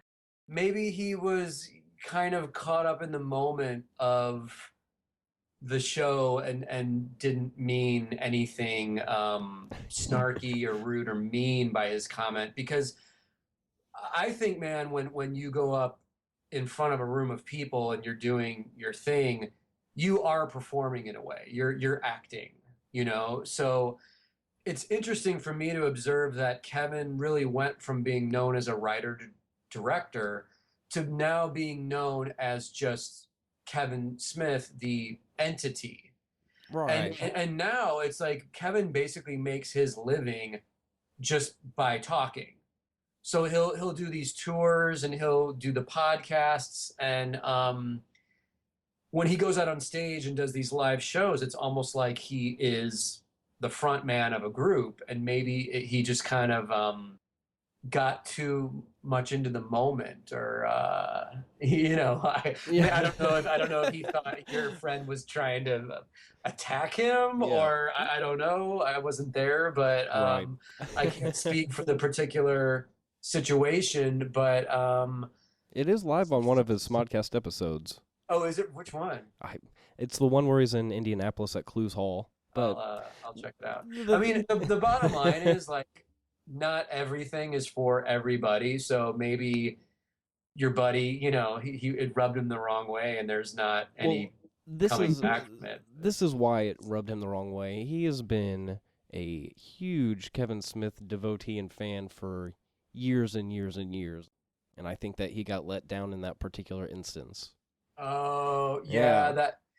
That's the worst, because I've had that happen to me with the comic book community, where I've met some of my heroes and they turned out to be assholes or not what I thought.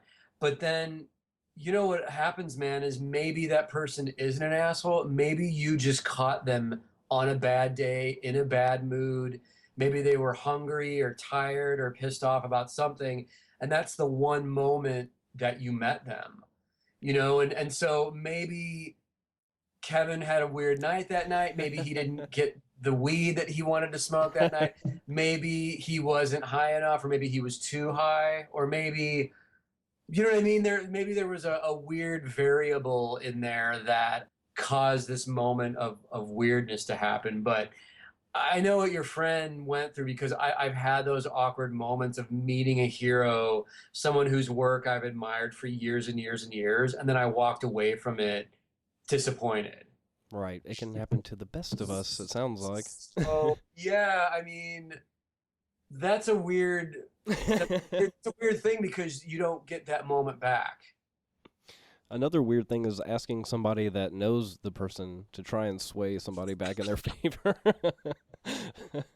Yeah, I mean, like I said, not knowing I know the situation, it's like there's an energy going on, I think, in those live shows. And if your name is on the marquee, if you're the main guy, maybe there's some sort of strange energy going on for you, and you might not be conscious all the time of what you're doing or saying. It's like, right. being a rock star or something. It's a weird kind of moment to be in, because Scott was telling me they went on tour for the Smodcast or whatever, and the idea of basically you get paid to show up at a weird club or nightclub or something. Your job is to just sit in a chair with a microphone and talk. That's a really unusual thing to be able to do. You're not even in a band. You don't even need a guitar. You're just going in front of an audience, sitting down with a mic and talking to a friend of yours. And you're completely vulnerable. Yeah, that's an odd situation to be in. I mean, not many people can really pull that off and be funny and entertaining, and that's how much their fans love them. They just want to go see them in person. Like, I don't know if you or I could pull that off. Garner that kind of, notoriety. It's a weird... It's awesome if you can do it, but to me, I'm like, wow, how do you get to that level of just... People just want to see you and be exposed to what you do. You don't even need to really make a movie anymore. You can just show up with a microphone and talk for an hour, and people pay to see you. Right, that guy's had so many experiences that it's just like, who wouldn't want to hear him talk about meeting Bruce Willis? Oh, well, I guess that happened to him, too. He met Bruce Willis and was kind of let down because the guy was a complete asshole. That meet your heroes thing is kind of an odd bag, because it could go either way.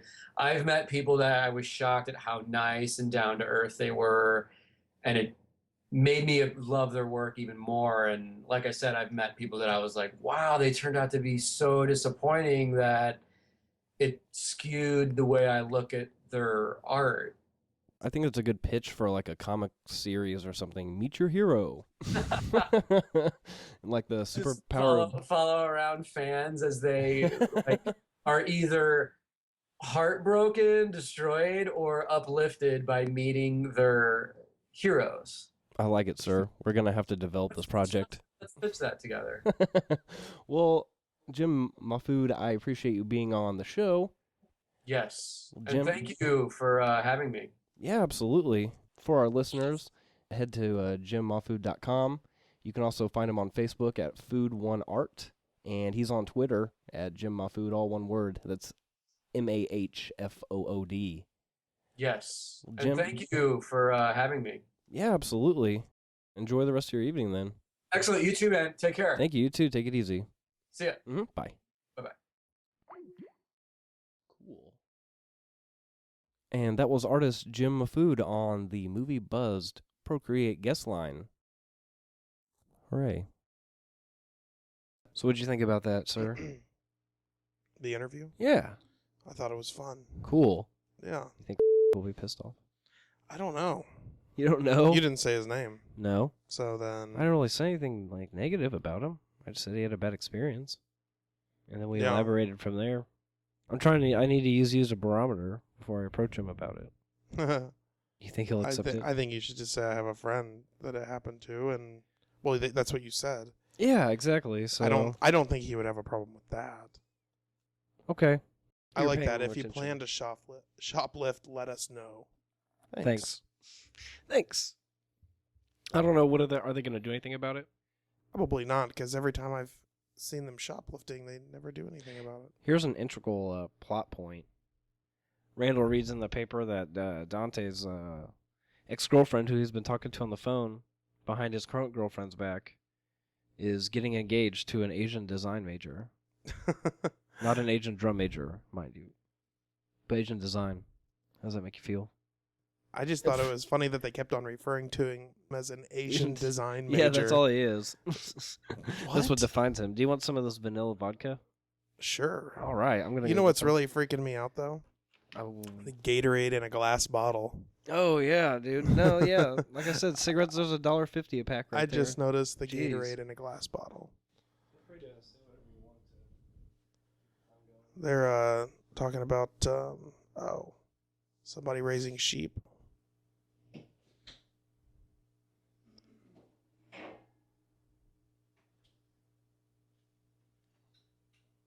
Lots of silence.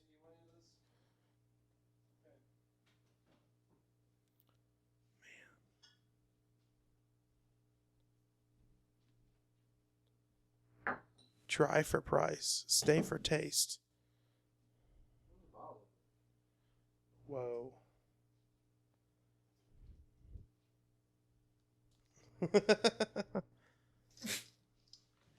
Are you cracking yourself up?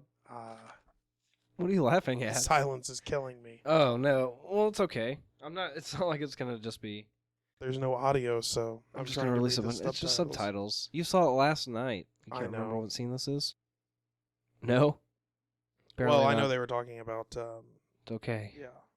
Yeah. No, it's okay. And there's the shitty video store. Right. This is what I told you. This is my favorite. One of my favorite scenes. She's looking for a movie for her daughter entitled "Happy Scrappy Hero Pup." Do you want to read all the titles that he tries to order over the phone? Yeah, I'm gonna do it. Okay. Okay, This here is he goes. RST video calling customer number 4352. I'd like to place an order. I need one of each of the following tapes. Whispers in the Wind, to each his own. Put it where it doesn't belong. My pipes need cleaning. All Tit Fucking, Volume 8. I need your cock. Ass worshipping brim jobbers? My cunt ain't shafts. Come Oh, clean. come Come gargling naked sluts. Come buns 3. Coming in socks. Come on, Eileen. Huge black cocks with pearly white cum. Girls who crave cock. Girls who crave cunt. Men alone 2. The KY connection. Pink pussy lips. Oh yeah. And all holes filled with hard cock. Oh, wait a minute. What was that called again? Happy Scrappy Hero Pup. That's what it was. He wouldn't film that in front of them. So like the way it's shot, you feel like they're together, but it's just like a close up of him at like a counter. So they're not on location together at the time. He didn't want to offend the lady or her daughter, apparently. Whatever that means. I don't know what not offending people is. Well, maybe she was just another townsfolk. We had a friend that went to Russia, and he would have some kind of Russian cheers. Cheers. Dan Stoivania. Prost. Pivo. Was that any good? Tastes like vanilla. That face. You're like, oh, it was great. This is pretty funny. He calls the newspaper and he's like, is it a misprint, you know? And they're like, you mean the name is spelled incorrectly? He's like, no, the information. Could it be like a vindictive printer who got broken up with, you know? He's just reaching for anything. Yeah. I feel bad for the guy. He's pretty desperate. Why is that cat on the counter with like a fucking litter box? He's letting his cat take a shit. But is it even his cat? Like, he put the litter box up there, didn't he? yeah, I think I should have listened more to the commentary. I'm sure they like comment on the cat. Mm-hmm. Its significance, it means nothing to me. You mean nothing to me, cat. Oh, here we go. Here's your favorite character, Olaf. Would you like to making fuck berserker? Would you like to? My love for you is ticking clock berserker. Would Olaf, you what like part of to? Russia are you from? Does he ever say? I thought he said Moscow at one point. Or maybe I just fill that in every time. No way he's like in a metal band. Olaf, metal. Girl thinks sexy. Metal. This is fucking metal face. Oh. I like that haircut. It's like shaved on the sides to like the back, and then the back has hair on it. You know what I mean? He only shaves like a quarter of the side of his head. Fuck your Yankee blue jeans. some such shit. Olaf, berserker. Brian, berserker. I'm ready. Do it. My love for you is like a truck berserker. Would you like some making fuck berserker? Did he say making fuck? He did. And then it cuts to Randall, and then it cuts back out, and he sings the second verse. You remember that one? My love for you is ticking clock. He just gets right to it, straightforward. Yeah. Would you like to suck my cock, berserker? For you is ticking clock. Berserker. Would you like to suck my cock, berserker? And then, well, that's beautiful, man. He was originally supposed to be the guy with the beard, the guy that likes the snowballing. He was supposed to be like a college kid or whatever, and he's like, obviously I did look like a college kid, so we turned him into like a man-child. So he's like, that's beautiful, man. This guy gets his hand stuck in the Pringles, and you get a valuable life lesson. You remember? Sometimes you just have to let those hard-to-reach chips go, man. I don't understand why he just didn't tilt it up. Yeah. Let it empty into his gullet. That's part of the point, but it wouldn't have offered our protagonist the chance to say something so profound as to let the hard-to-reach chips go. And then you sit and ponder for a little bit. How prophetic. This is a good scene for all the weird sci-fi fans out there. They have this discussion about Empire Strikes Back and Return of the Jedi. And then, of course, we said some Kevin Smith movie, so it's like 20 minutes of dialogue. And what it actually boils down to, in Empire, they destroy the Death Star. And that one, the Death Star is complete.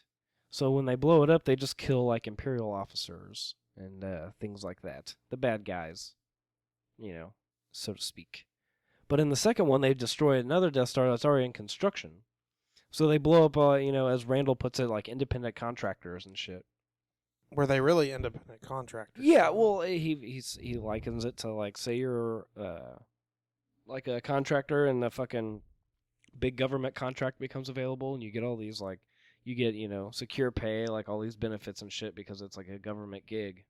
Sure. I mean, but then this guy comes up and he's a fucking roofer, and he said that personal politics come into play when choosing a job.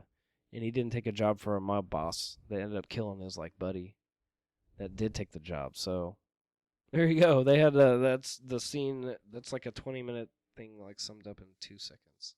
So there you go. See how easy that is. And then we move on to vagary. Vagary. Did we ever figure out what that is? No. No? You don't know what vagary is? Vagary? Not. Which one do you think it is? I think it's vagary. Okay, vagary. I need to drink this thing. I'd like for it to be vagary. Vagary. So, Brian, we're gonna get personal. You ready? After I take this shot, we're gonna get personal. You're gonna talk about my experience with vagary? No. Yes. So, Brian, the other night we were out. We were at a bar of randomness, party, I believe. Woo! We're having a nice conversation, and you're not one, I would say you're not one to necessarily specifically open up about certain things unless it's like a topic that's like brought up by someone else. You know, you wouldn't be the first to say something about it. Okay. Unless someone else, brought it up. In this instance, it was about masturbation. Oh, okay. We were talking about like the weirdest places you had masturbated, Oh, what did I say? You said one time you were at the mall parking lot and you were driving around and you got pulled over by a security guard. Oh my Is God. that along those lines? That is true. Is that true? Do you mind elaborating on this story for our listeners? I thought it'd be a funny little anecdote. I don't know why. I was just To press driving us on around through the this movie. mall parking lot. Well, let me preface this before you say it by saying that we all had admitted to, I think we all had masturbated in the car while driving at some point. So it's not like it's funny because it's like not something you would assume all people do, but apparently a lot of people do it. At least 4 people I know have admitted to it openly at the table we were sitting. So we'll go ahead and say that it's not like such a weird thing, so don't judge for this story. But you're driving at the mall. Do you know why you're it just I hit don't you or remember what something? the circumstances were. You're stalking someone? You're No, like, I was "They're not looking stalking good." anybody. It was late at night. Okay.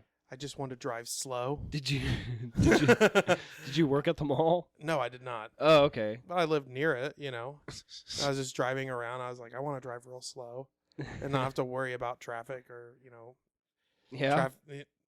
whatnot. There was nobody there at the mall. Interruptions. Yeah, I had driven around the mall parking lot once. I drove around twice. And then one of the Third time's a security charm. guards stopped me. And they said, well, you drove around it twice, so we thought you were... Casing it. Yeah, trying to rob something or, whatever. I was like, nope, I'm just... I was trying just to rob. thinking. I was trying to rob my just penis deep in of thought. semen. I'm just deep in thought. I'm not doing anything wrong here. A lot of personal reflection and intimacy happening at this moment. This lady manually masturbates animals for like scientific research or something. They're talking about the variety of. That's what she does. She manually masturbates caged animals for artificial insemination. Sounds like a killer job, by the way. You sound really smart if you do that, and it's just masturbating animals. I mean, if that's your job as long as you're description, getting paid for it. I on a think normal most basis. people, when they come into this store, spend less than $3. I know, and it's awesome. And they leave with like handfuls of goods. Yeah. No, some guy buys like a bunch of diapers and shit, and he gives them like $2. And he's talking about you had another experience here. You're talking about the jizz mopper at the nudie booth. What'd you say about it? Oh, in San Francisco, they have a strip club called the Lusty Lady. Nice. And you walk in the door, and you come into this room that just has all these closed doors. And next to each closed door is a pack of tissues. So Hot. I guess the expectation is to grab the pack of tissues, walk into one of the closed doors, put $1 in the slot, the window raises up, and you can jerk off to watching strippers completely naked Right. behind glass. Ooh. What do they do? So did they just do their own thing? They just, yeah. You get requests or anything? Because there's that one Madonna video where the kid goes into one of those things, right? You know what I'm talking about? No. Oh, I forget which one it is, but there is a Madonna video. And she is the lady in the glass, and there's a little boy, and that's basically it. That's all I have. Why don't you tell us about your... It was just really weird. It smelled like cum. No, this and other... the floor was sticky. Ew. And there were balled up tissues everywhere. It was That's disgusting. gross. Did you masturbate in No, them? I did not. No, you did not. Did But you our watch a show? our buddy was right next to me, and we could see each other in the mirror when the windows lifted up. Did you watch a show? Well, I mean, we just spent $1 and got like a minute show. Yeah. And then decided to leave. How attractive was the lady? 3 of them. And Oh, really? Yeah, they were pretty bad. Oh, that's weird. Yeah. Like, it wouldn't be weird if they were more attractive. But, yeah, it just sounds like a weird scenario. And then with, like, the mirror situation. Yeah. Sounds kinda Yeah, you can see the guy next to you Hey, bud. wanking it. Good job. Wanking it. You're being really PG on here. No. Also, that evening that we were hanging out, though, you were talking about, this was really, kind of freaked us out a little bit. But you had like some sexual experience when you were like 5 or something. Like, I don't know. You're talking about some doctor you're playing. But Oh, like, yeah. but just like you not were like, 5. I don't know. Maybe I was 8 or so. but like you were like aware of what was happening. You know, like it wasn't something where it's like, let's see. You know, there's the normal exploring. Yeah, where I it's like, liked- let's see what stuff is. But like this is like beyond that, where it's like, okay, we know what stuff is. Yeah, I liked girls from a very young age. Yes. That's all you got on the subject. Well, it didn't there. traumatize me. Yeah, clearly. I'll say that. No. It was just me. I was a little boy, and I had a little girl friend. Yeah. And a we little played friend, no. house in the shed behind her house. Yeah. How did you get back there by yourselves, or parents didn't care, or like? We would just say we're gonna go play house. I mean, why would they think we were doing anything? Because you said you're gonna go play house. That's like, what he would. I don't know. That's like teenagers saying they're gonna go to a movie. I don't know, know. man. Neither do I. There were like toys in there. There were like a stove, Did you one of those little tyke stoves. Did you experiment with those things? No. You're like, yeah, that's plastic bacon. No. We used the carrot. Oh, the plastic spatula? carrot. We already mentioned we were changing the format, but I recorded one with Megan, and there was a Harry Potter birthday party, and it was completely fucked audio.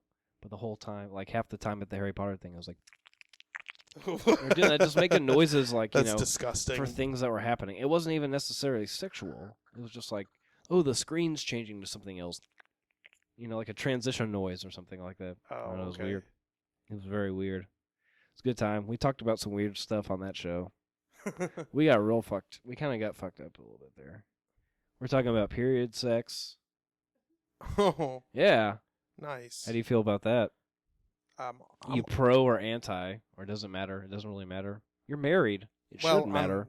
Yeah, well, I'm Yeah, kind well, of, here's the thing. I don't have a strong opinion on it. Either way. I'll partake. Okay. That is a strong opinion, though. That's like a stronger opinion than you would be led to believe. Because a lot of people are anti. Just like, oh, that's fucking.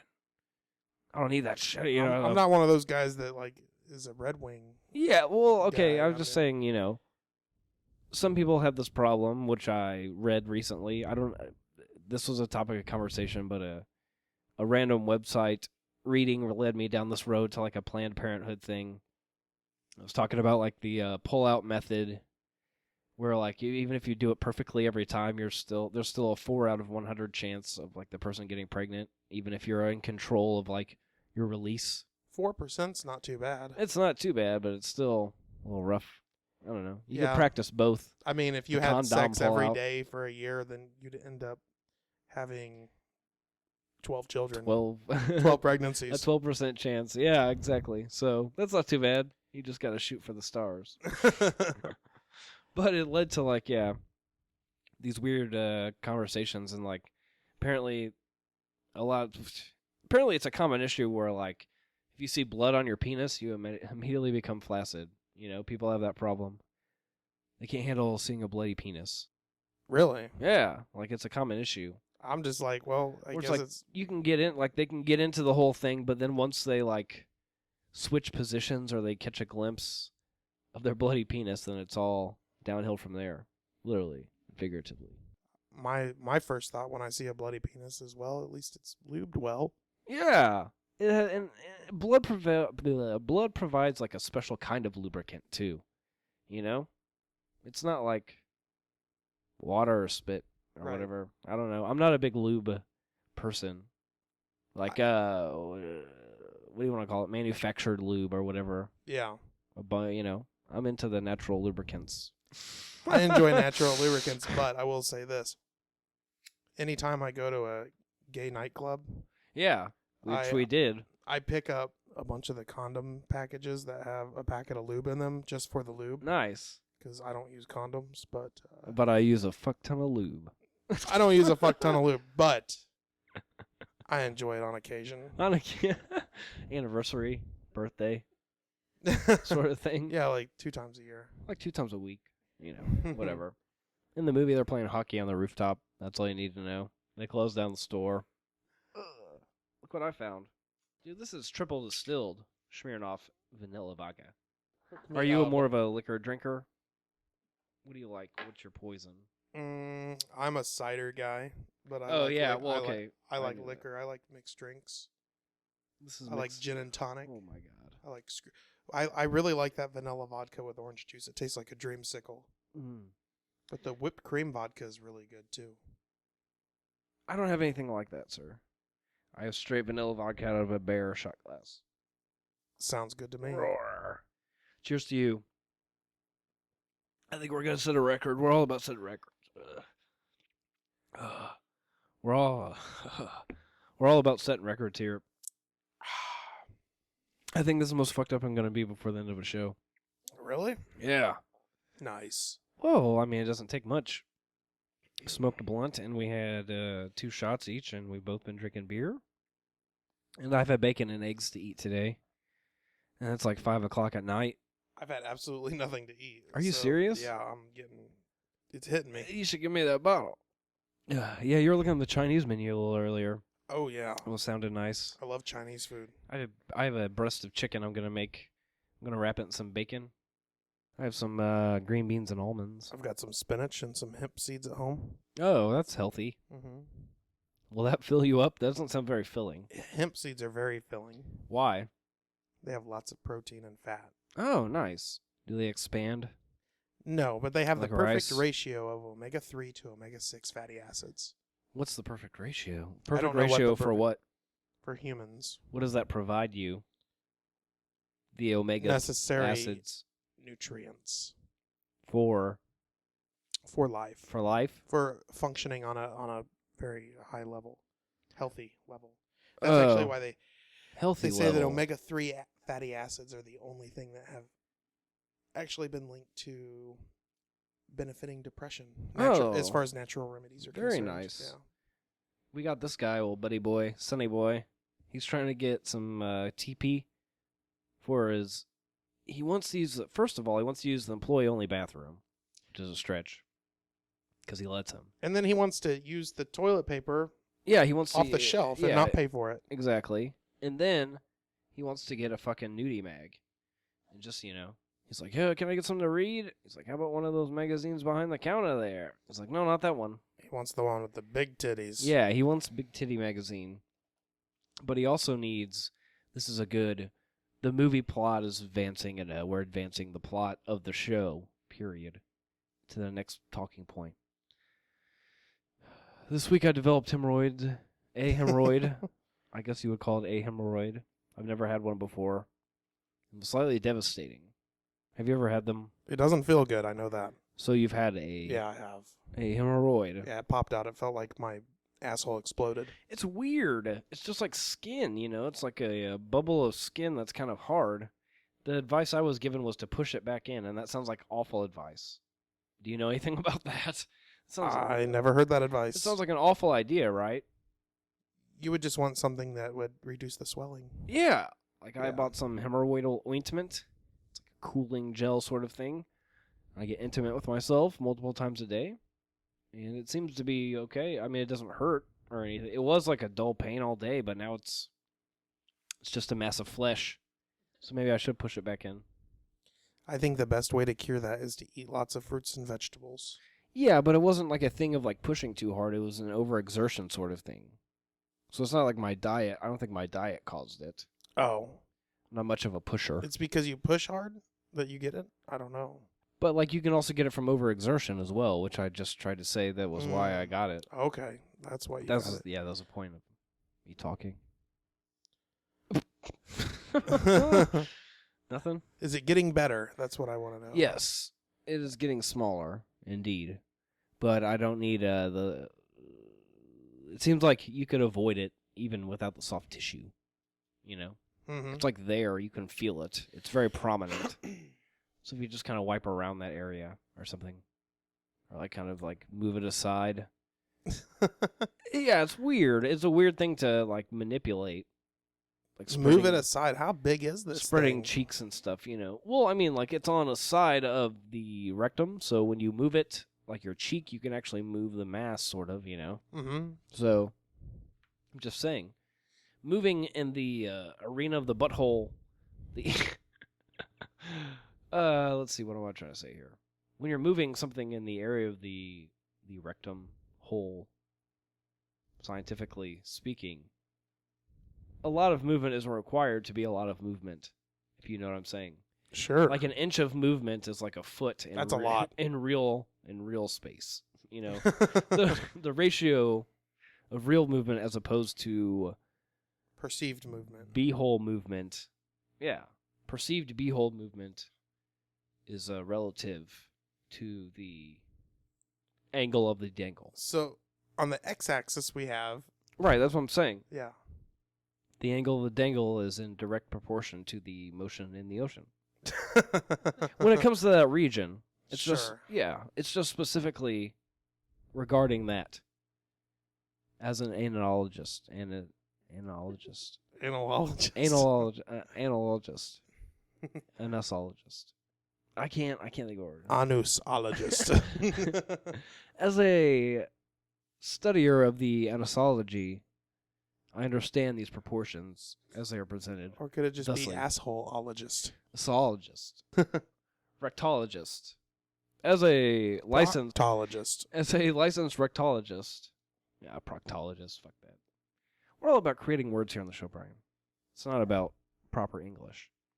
It's all good. It is. It's my show. It's all good.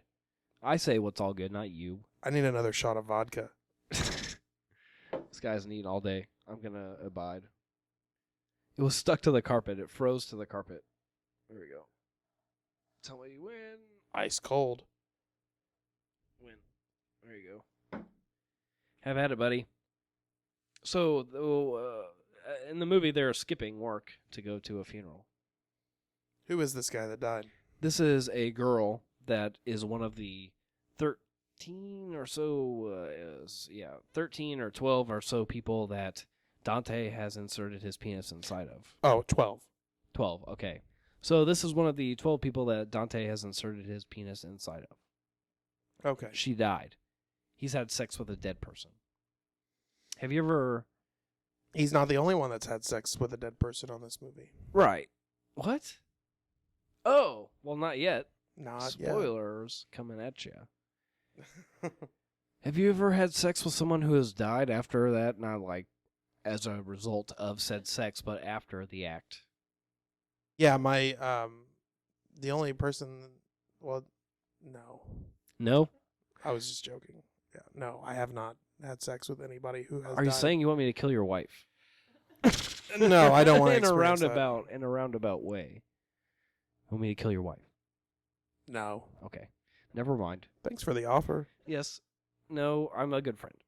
I have had sex with someone who has died. You have? Yes. Wait.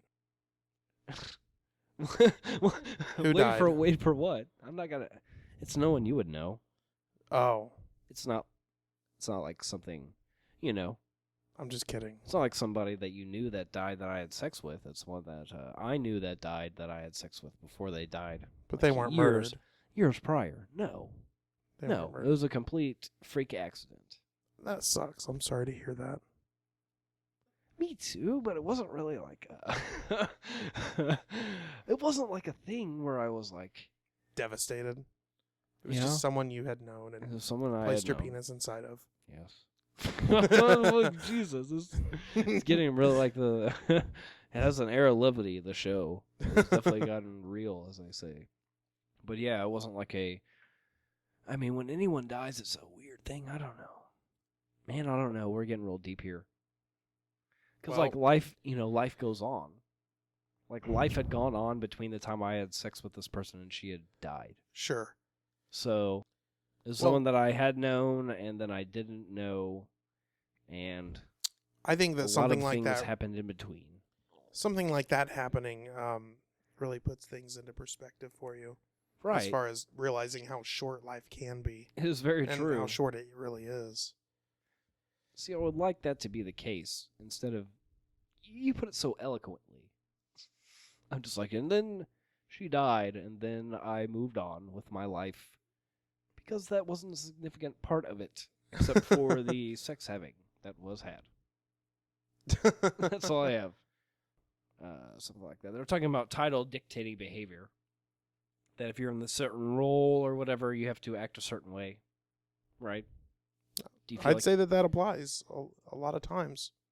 does title dictate behavior? Does title dictate behavior? But that's why, why not change your title then?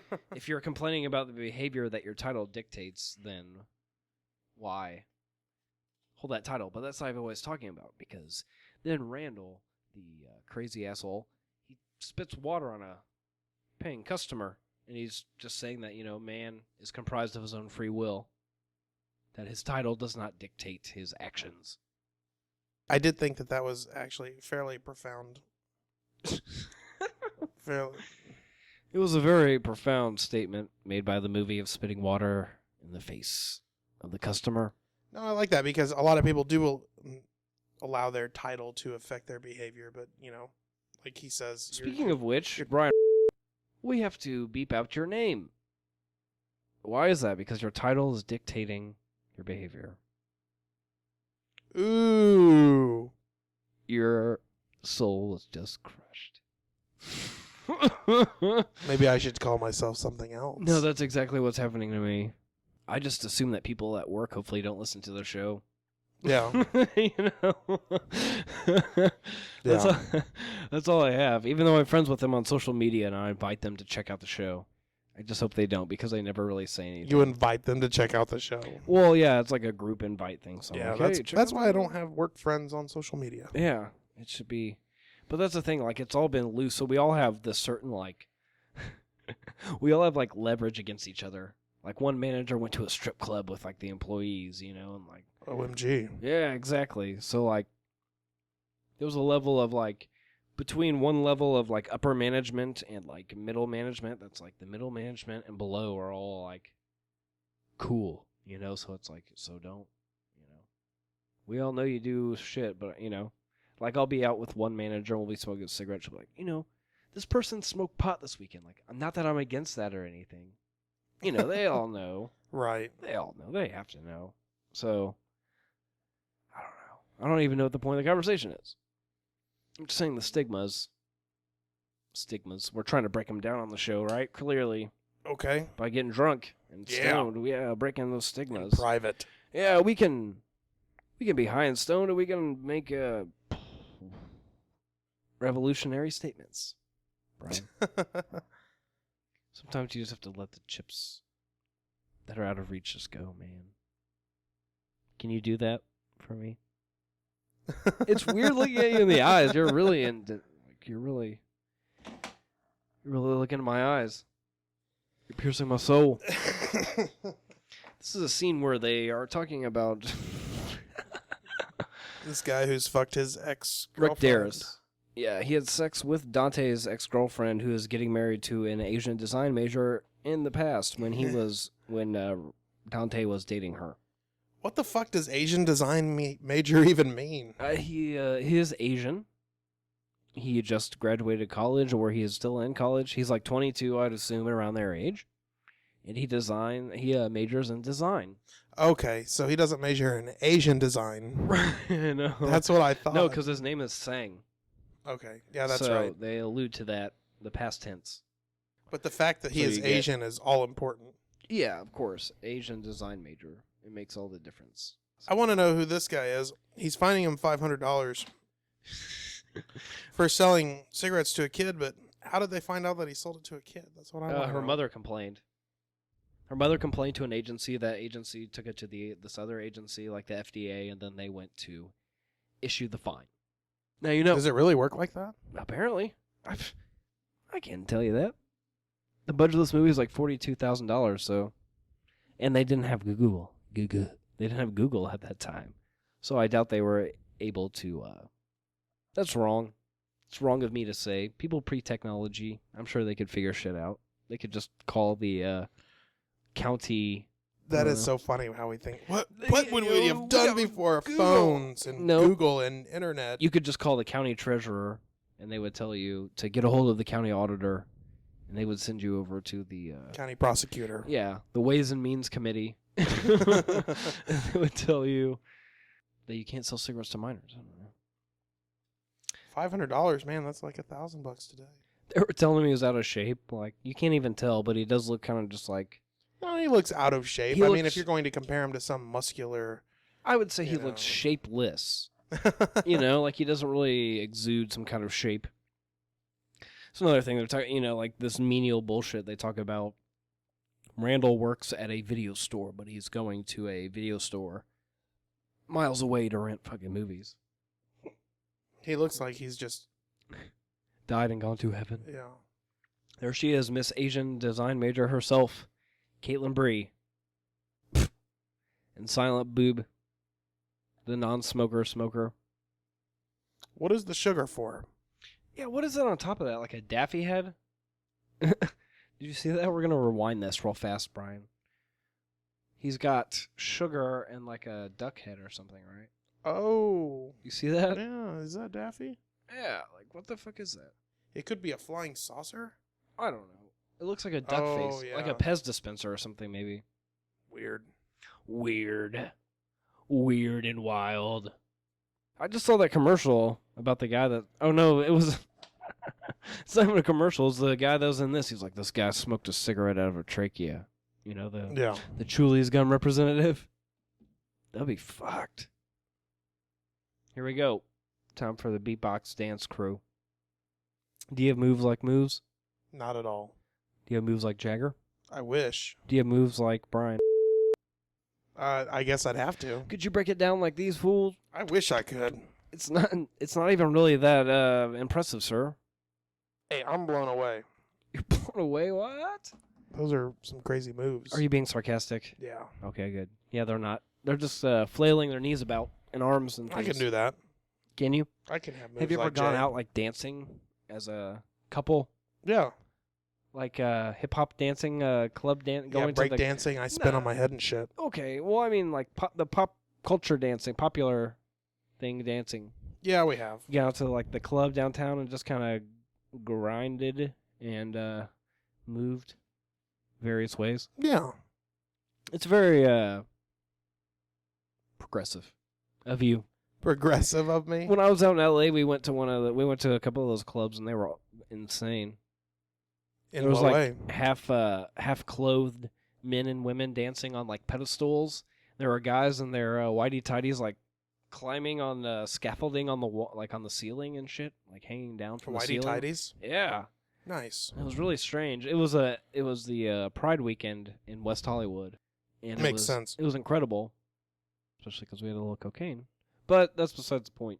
It was still incredible, even if we didn't have cocaine. It's Hollywood. Yeah, though we went out with a mutual friend that you would know. Well, Jessica, I can bleep that out.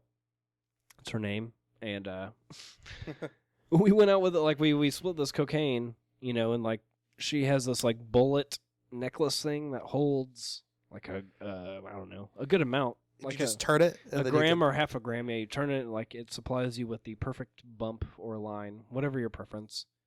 And we went out. We did a little bit before we went out. We go out, and then in the middle of the evening at the club, I go up to her. I'm like, "Hey, you know, I'm gonna get a little bit of that." Blah, blah. She's like, "It's already gone." And because we like split an 8-ball, you know, so like her doing like 3/4 of a gram or a gram wasn't really like a big deal. So we knew where to get it, and like I had set aside money for the trip and shit. So I don't know. It was just strange. Drugs. Drug addiction's weird. Drugs are bad. Okay. Okay. I could, you know, like when you get coke or something, like you become a temporary drug addict because you're always. It's just a thing. I mean, it feels so good. It's like, why not just do a little more? You know, like you convince yourself, but that's totally a drug addict's mentality. You know. It is. So, at least it's never got to the point where it's like, you know, sacrificing like letting your car, Your soul. yeah, you know, letting your car go to repo because you can't pay it because you bought something. Sucking dick for crack. Even anything. Well, like even marijuana. I mean, that could cause a problem. Spending money on that and shit. You know. Just saying. Booze. A drug's a drug. Booze and Caffeine. cigarettes and caffeine and sweets. It's awful. It's all bad. Did you for listen to the last episode of the Chris Break Show? No, I did Where not. they called me and interviewed me? No, I did not. I talked about you. Oh, really? I did. They were because you were on an episode, and you were talking about being a stand-up comedian, and then we were talking about, you and I separately had been talking about smoking weed and it being like a deterrent to creativity sort of thing. So I kind of brought that up because they called me and they put me on the spot. Yeah. And the one connection I could make is you. So it was out of love. It's all good. But you should check out that. Go to chrisbreakshow.com. Check out that episode with Brian Beep here. I don't even have to beep it out. I can create my own beep on this thing. You can like do an effect and create a noise and then manipulate like the decibel level and shit and like make a legitimate beeping noise. Cool. You don't have to like pull it out of existence off the internet or anything. Right. Right. Right on, bro. It's about to get important here. They're going on a date. Dante, Caitlin Bree, they're getting together. These are characters in the movie that we have not been talking about. They're getting together for a date. He has a current girlfriend, and this is his ex. And they've been talking on the phone. Now they're going out again. Apparently on a date. Who, me? No, that's what she said. Stop just reading. That's what she said, man. That's perfect. That's a bad idea to just start reading the subtitles. I won't do it again. I won't do it again. Yes, you will. I bet there's only 20 minutes left of this movie. I bet you'll do it again at least once. To bet. 23 minutes. Brian. In 55 seconds. 55 seconds. That's a lot of time left. It's not really. It's a little toasty in here, though. I'm starting to sweat. So what time is the movie starting? Did we ever figure that out? Oh. You pulled it up and didn't even check. Yeah, I did check. But you don't remember. Which one are we going to? We want to see it in the RPX theater. Busting out the dance moves. The only reason I was... Well, it's going to be... It doesn't matter. The theater here, before 6, it's cheaper. But it's going to be much after. Yeah. We'll probably have to go like 8 or 9. 9:30. 9:30. 9:30. See you there. 9:30. Should we order tickets now?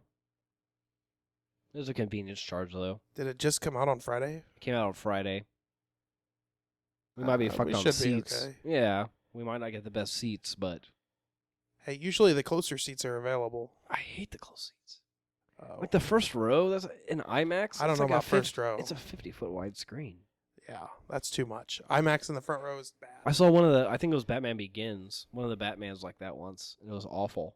I mean, I love the movie, but the front row was just like, what is going on? Like, Yeah, it you got hurt. to turn your head around and you get whiplash. I think the best position in an IMAX theater is the dead center. Even though we saw a shit movie, RoboCop, I sat in the dead center, but it was the division between the stadium seating and the bleacher seats. So it was like at the top of the upward arc of the stadium seating, and then it levels off and it's like bleacher seating. I was double fisting like some fucking Johnny Walker and Coke, and some random dude sitting next to me. I was like, is it me or is this just the perfect spot? He looked at me like, don't talk to me. Weird ass, like creepo. What is this part? What's going on? This is where they're playing Berserker in the background. Jay and Silent Bob Berserker. They make a sign and they put it up on the door. And they flip off the attendant, the clerk, if you will. He comes out and says, "I eat cock" on the... What is that called? On the door? The verbal glass cloud. door? Yeah, oh. Or whatever. Yeah, like you see in Thought comic bubble books. or no? Yeah, Yeah, the not a speech thought bubble. Yeah. Call it that. Speech bubble. This is about to be an important scene. I have to urinate really bad, so I'm going to pause it right here real fast, sir. Real bad. Agent design major. Ladies and gentlemen, Mizzle. Miss Asian design major herself. Whew. Berserker. I'm drunk and hot. Okay. My ass is sweating. Oh. You're getting hot. Fuck you. That's what I say. He says it's getting hot. I say it's getting perfect. It's pressure for you to be funny. You ready? To What? Be funny? You ready to be funny? Go. I'm so funny. Say something funny. What did your mom say when you told her you weren't engaged anymore? What? That was on the TV. Oh, you son of a bitch! I don't get that joke. I told you not to. You said I told you. I told you. That was funny. You're like, I won't read any more off the screen. And you that's said like that I would. one of the first things you did Yeah. after I went to the restroom. I couldn't think of anything else to say. Good job. Well, we're gonna see what we got here. You're gonna break this down for people about fucking dead people. Have you ever done it? Quandary. No, I've never done it. Never tried. Never tried it? Would No. you? But she just got out of the bathroom and just... How did you get here so fast? She comes out like oversexed and ready to go. Yeah. You know, she's all weird and grabby and moany and shit. Yeah, she really enjoyed it. Enjoyed what? The sex. The sex they just had. Her and Dante just having sex time. But alas, But it the wasn't Dante in the sex- bathroom. The sex moves did not belong to Dante Hicks. They belonged to a guy with hemorrhoids masturbating.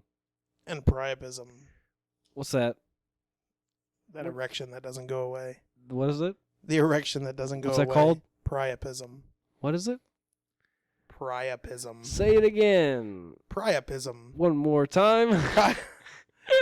Priapism. It means her penis. And what does that spell? PR hard penis. It Hard penis. won't go away. It won't go away. Is that a medical Medical term, yes. is that a medical condition that can happen to someone who is living and or dead? Yes, it is.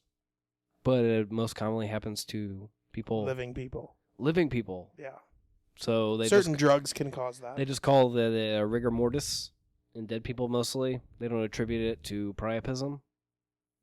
I don't know anything about this particular situation with the You dead just guy. knew the vocabulary. Yeah, I don't even know if that's even possible. I don't believe it is What? to have a hard penis after dying. Are you serious? Yes. And you're a nurse, right?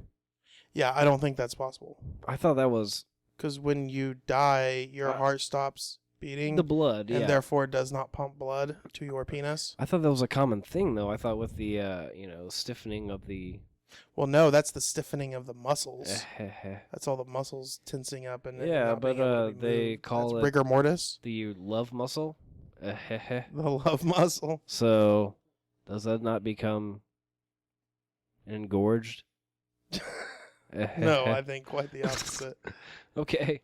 I think it actually goes inside of your body when you die. It just shrivels up, falls off. Well, it's good to know because this guy in the backseat of the ambulance, ooh, we're playing a little footsie. But in the back of the ambulance, he has an erection still. Did Yes, you he not, does. He knows that. I Like did the- notice that. And then the didn't they blankets cover it stick up up. with something? They have a blanket over the guy. No, but I thought they put like a stocking cap or something on top of that. What movie are you talking Oh, about? I don't know. It looks like Right. there's a penis under a sheet. And then, look, right there. Maybe I'm wrong. I don't know. Maybe you are. Maybe you aren't. I like how that See, lady's look, like, look. See, now it has something on top of it. oh, okay, I gotcha. No, they put like a medical bag on it. The funniest thing about that is that they leave the scene emergently with Yeah. lights and sirens with a dead guy. It's like he's dead. You know, you could probably stick around and. When in assess the reality, situation. the coroner would come and pick that guy up. Oh, okay. See, that's what. Yeah, you need to fill me in. That you really, didn't? that Did you really work on the bothers me. ambulance? I know that I Brittany did, did, but yeah. did you? I have, yeah. Okay. So is that common the standard practice there? Yeah, when somebody's dead, you don't take them in an ambulance. That makes sense. Yeah. Okay, I gotcha. Like, where are they gonna take him? To the fucking mortuary or Morgue. you know? City morgue. Yeah, that seems like a waste of a trip for an ambulance when they're trying to save people that are still Exactly. alive. Okay. Good. I'm glad we have like our T's crossed and our I's dotted. What do you think about this table here? I like it. Me too. It doesn't need. We were talking about I was like, how much do you know about finishing wood? And you gave the impression like you didn't. You know, you're like, oh, you know. And then you went on like this fucking 20-minute rant about lacquers and stains and finishes. And it led me to believe you know a bunch about refinishing wood, sir. Well, I'm no expert by any means, but yeah, I mean, I've refinished some wood. This black and white is loose. It is. Yeah, And it's because kind of- certain shades blend together. Your glasses are fogging up. I like it. It's hot, man. I'm sweating. It is toasty. It's funny though too, because like you can see things in this. There's like some certain scenes where there's like a close up and then like the camera movement, like it kind of like you can see it readjusting or whatever. Like you can tell that it's a total like first attempt and they didn't get enough coverage, or so they're like, well, we have to use this shot. You toasty? I am fairly warm. Well, I mean, we can just we can get through this pretty quickly if you want. It's 12 minutes. We can watch it. These guys talk. Don't they get in a fight, right? Oh yeah, they're throwing shit everywhere. Oh, They actually, destroy the store. we should probably keep it here because, the one line in the movie that Silent Bob has is apparently Jay was supposed to say it, but he couldn't say it. Like he's drunk here. It looks like he had to get drunk a lot to be on camera. Really? Like that dance scene, everyone had to leave, and it was just him and Kevin, and I think somebody operating the camera because he was just so fucking nervous. But there he goes. Yeah, he just said something profound. He's like, it's something along the lines of like, not every chick will bring you lasagna. Most of them would just cheat on you. Yes. And that's the situation with his current girlfriend, even though we haven't really been talking about it. She specifically brings him lasagna. So it actually means a lot to him. Did you find yourself a lasagna bringer? A taco bringer. That's gross. Wow. That's mildly offensive, Brian. Well, she's brought me tacos to work before. Oh, okay. That's what I mean. Oh. Well, damn it. You ruined it. Well, she's also fucked me at work, but, Supply closet. Supply and demand. That's what I thought you were going to say. I misread that. It happens. So, yeah. The Randall breaks it to Veronica, Dante's current girlfriend, that Dante's talking to his ex, and that it's over.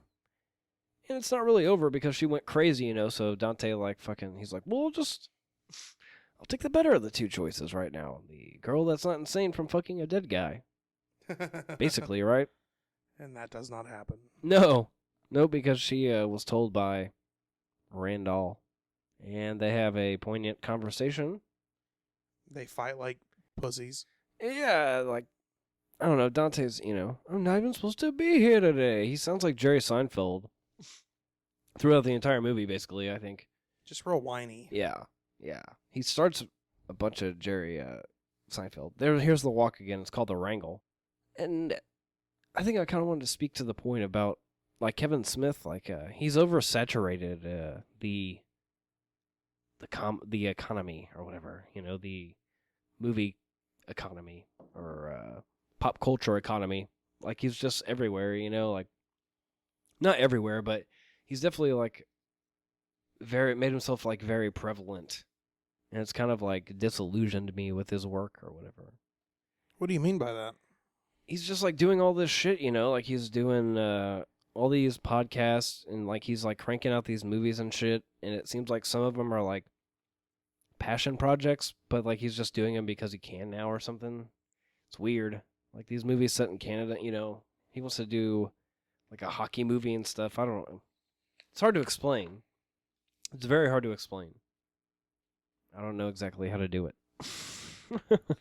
Are you just saying that it's weird that he's so accessible? No, kind of he's put out all these books and stuff, so a lot of the time when you go and see the guy or anything he releases, it's something that you've seen before out of him or heard before. I've heard and read and seen this fucking Bruce Willis story that he hates, not hates him, but he's come across the guy and worked with him, and it's an awful experience. He says he'd never work with him again. Right, I've seen so many variations of that story. It's just it's so he's oversaturated the medium, so it's you can see An Evening with Kevin Smith, he tells that story. You can read his book, Boring Ass Life, and he tells that story. You can read his other book, Tough Shit. I think his other book, Tough Shit, it's in there too. There's multiple instances of the same story, and we saw, like I alluded to earlier with Jim Mafood, we saw him live, and a lot of half the things that he was talking about is just you can access it, and it kind of alienates people a little bit because you're up there asking a question, and it's oh well, I answered that in podcast 1247, and it's I don't know. He almost expects like this diehard following, which he has to some degree, but it's like, Well, if you would have read my manifesto that I wrote 3 years ago, you would have known I haven't. the answer to that question. Do you have a manifesto? No, not me. Like Kevin Smith, Oh, okay. Yeah. You're saying that he just expects you to know. Like he might call you out and make you feel like a douchebag if you ask him a question that he thinks you should already know. Right. I'm following you here. Oh, that's what you're saying? Well, 'Cause I mean, I don't have any personal experience with him. no, not necessarily like that. Just like he has so much stuff that's inside this like View Askew universe and stuff that like it's harder and harder to penetrate like this group of fans. You know what I mean? Like it's harder to penetrate to his persona. It's like, you ask this guy a question or something, and it's something that's been covered time and time again.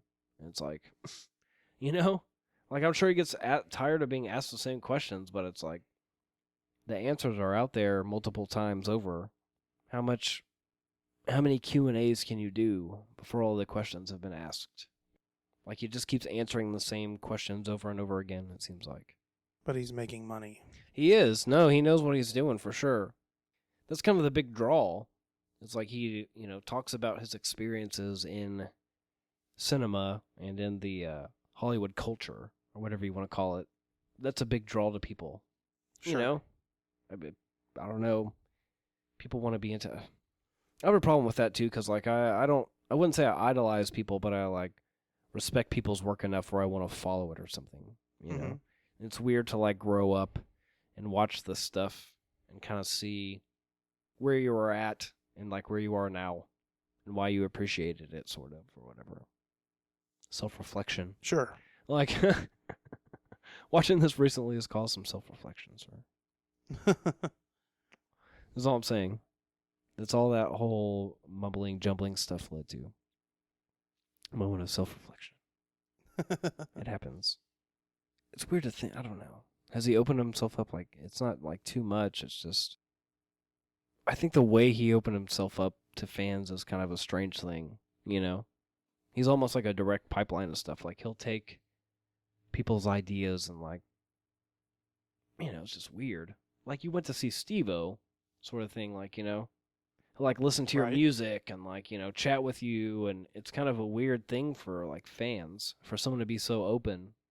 Right. Because you always see people like shuffling off and like being like bombarded with like media and stuff. But at the Steve-O thing, I'm sure there wasn't like cameras and I mean. No, there Like, wasn't anything like that. Yeah, and that's how like this Kevin Smith thing. Like you go and see the Q&A, and it's a sold out fucking like theater and shit. But there's not like outside like media there covering the event or anything. So it's like a real intimate experience. It's just really strange for people to open themselves up like that. Getting paid to talk, like getting paid to just like recount your experiences and stuff, like that's got to be a real bizarre existence. We'll pay you 20 grand to sit somewhere for like 4 hours in one night and just like chat up with your friend or something. That would be nice. It would be nice, but it's just, it's crazy. It's what people aspire to do, but it's just like, how the fuck do you, like, well, we said in the interview, like, how do you get to that level? Like, how do you get, because it's not like his voice is super unique.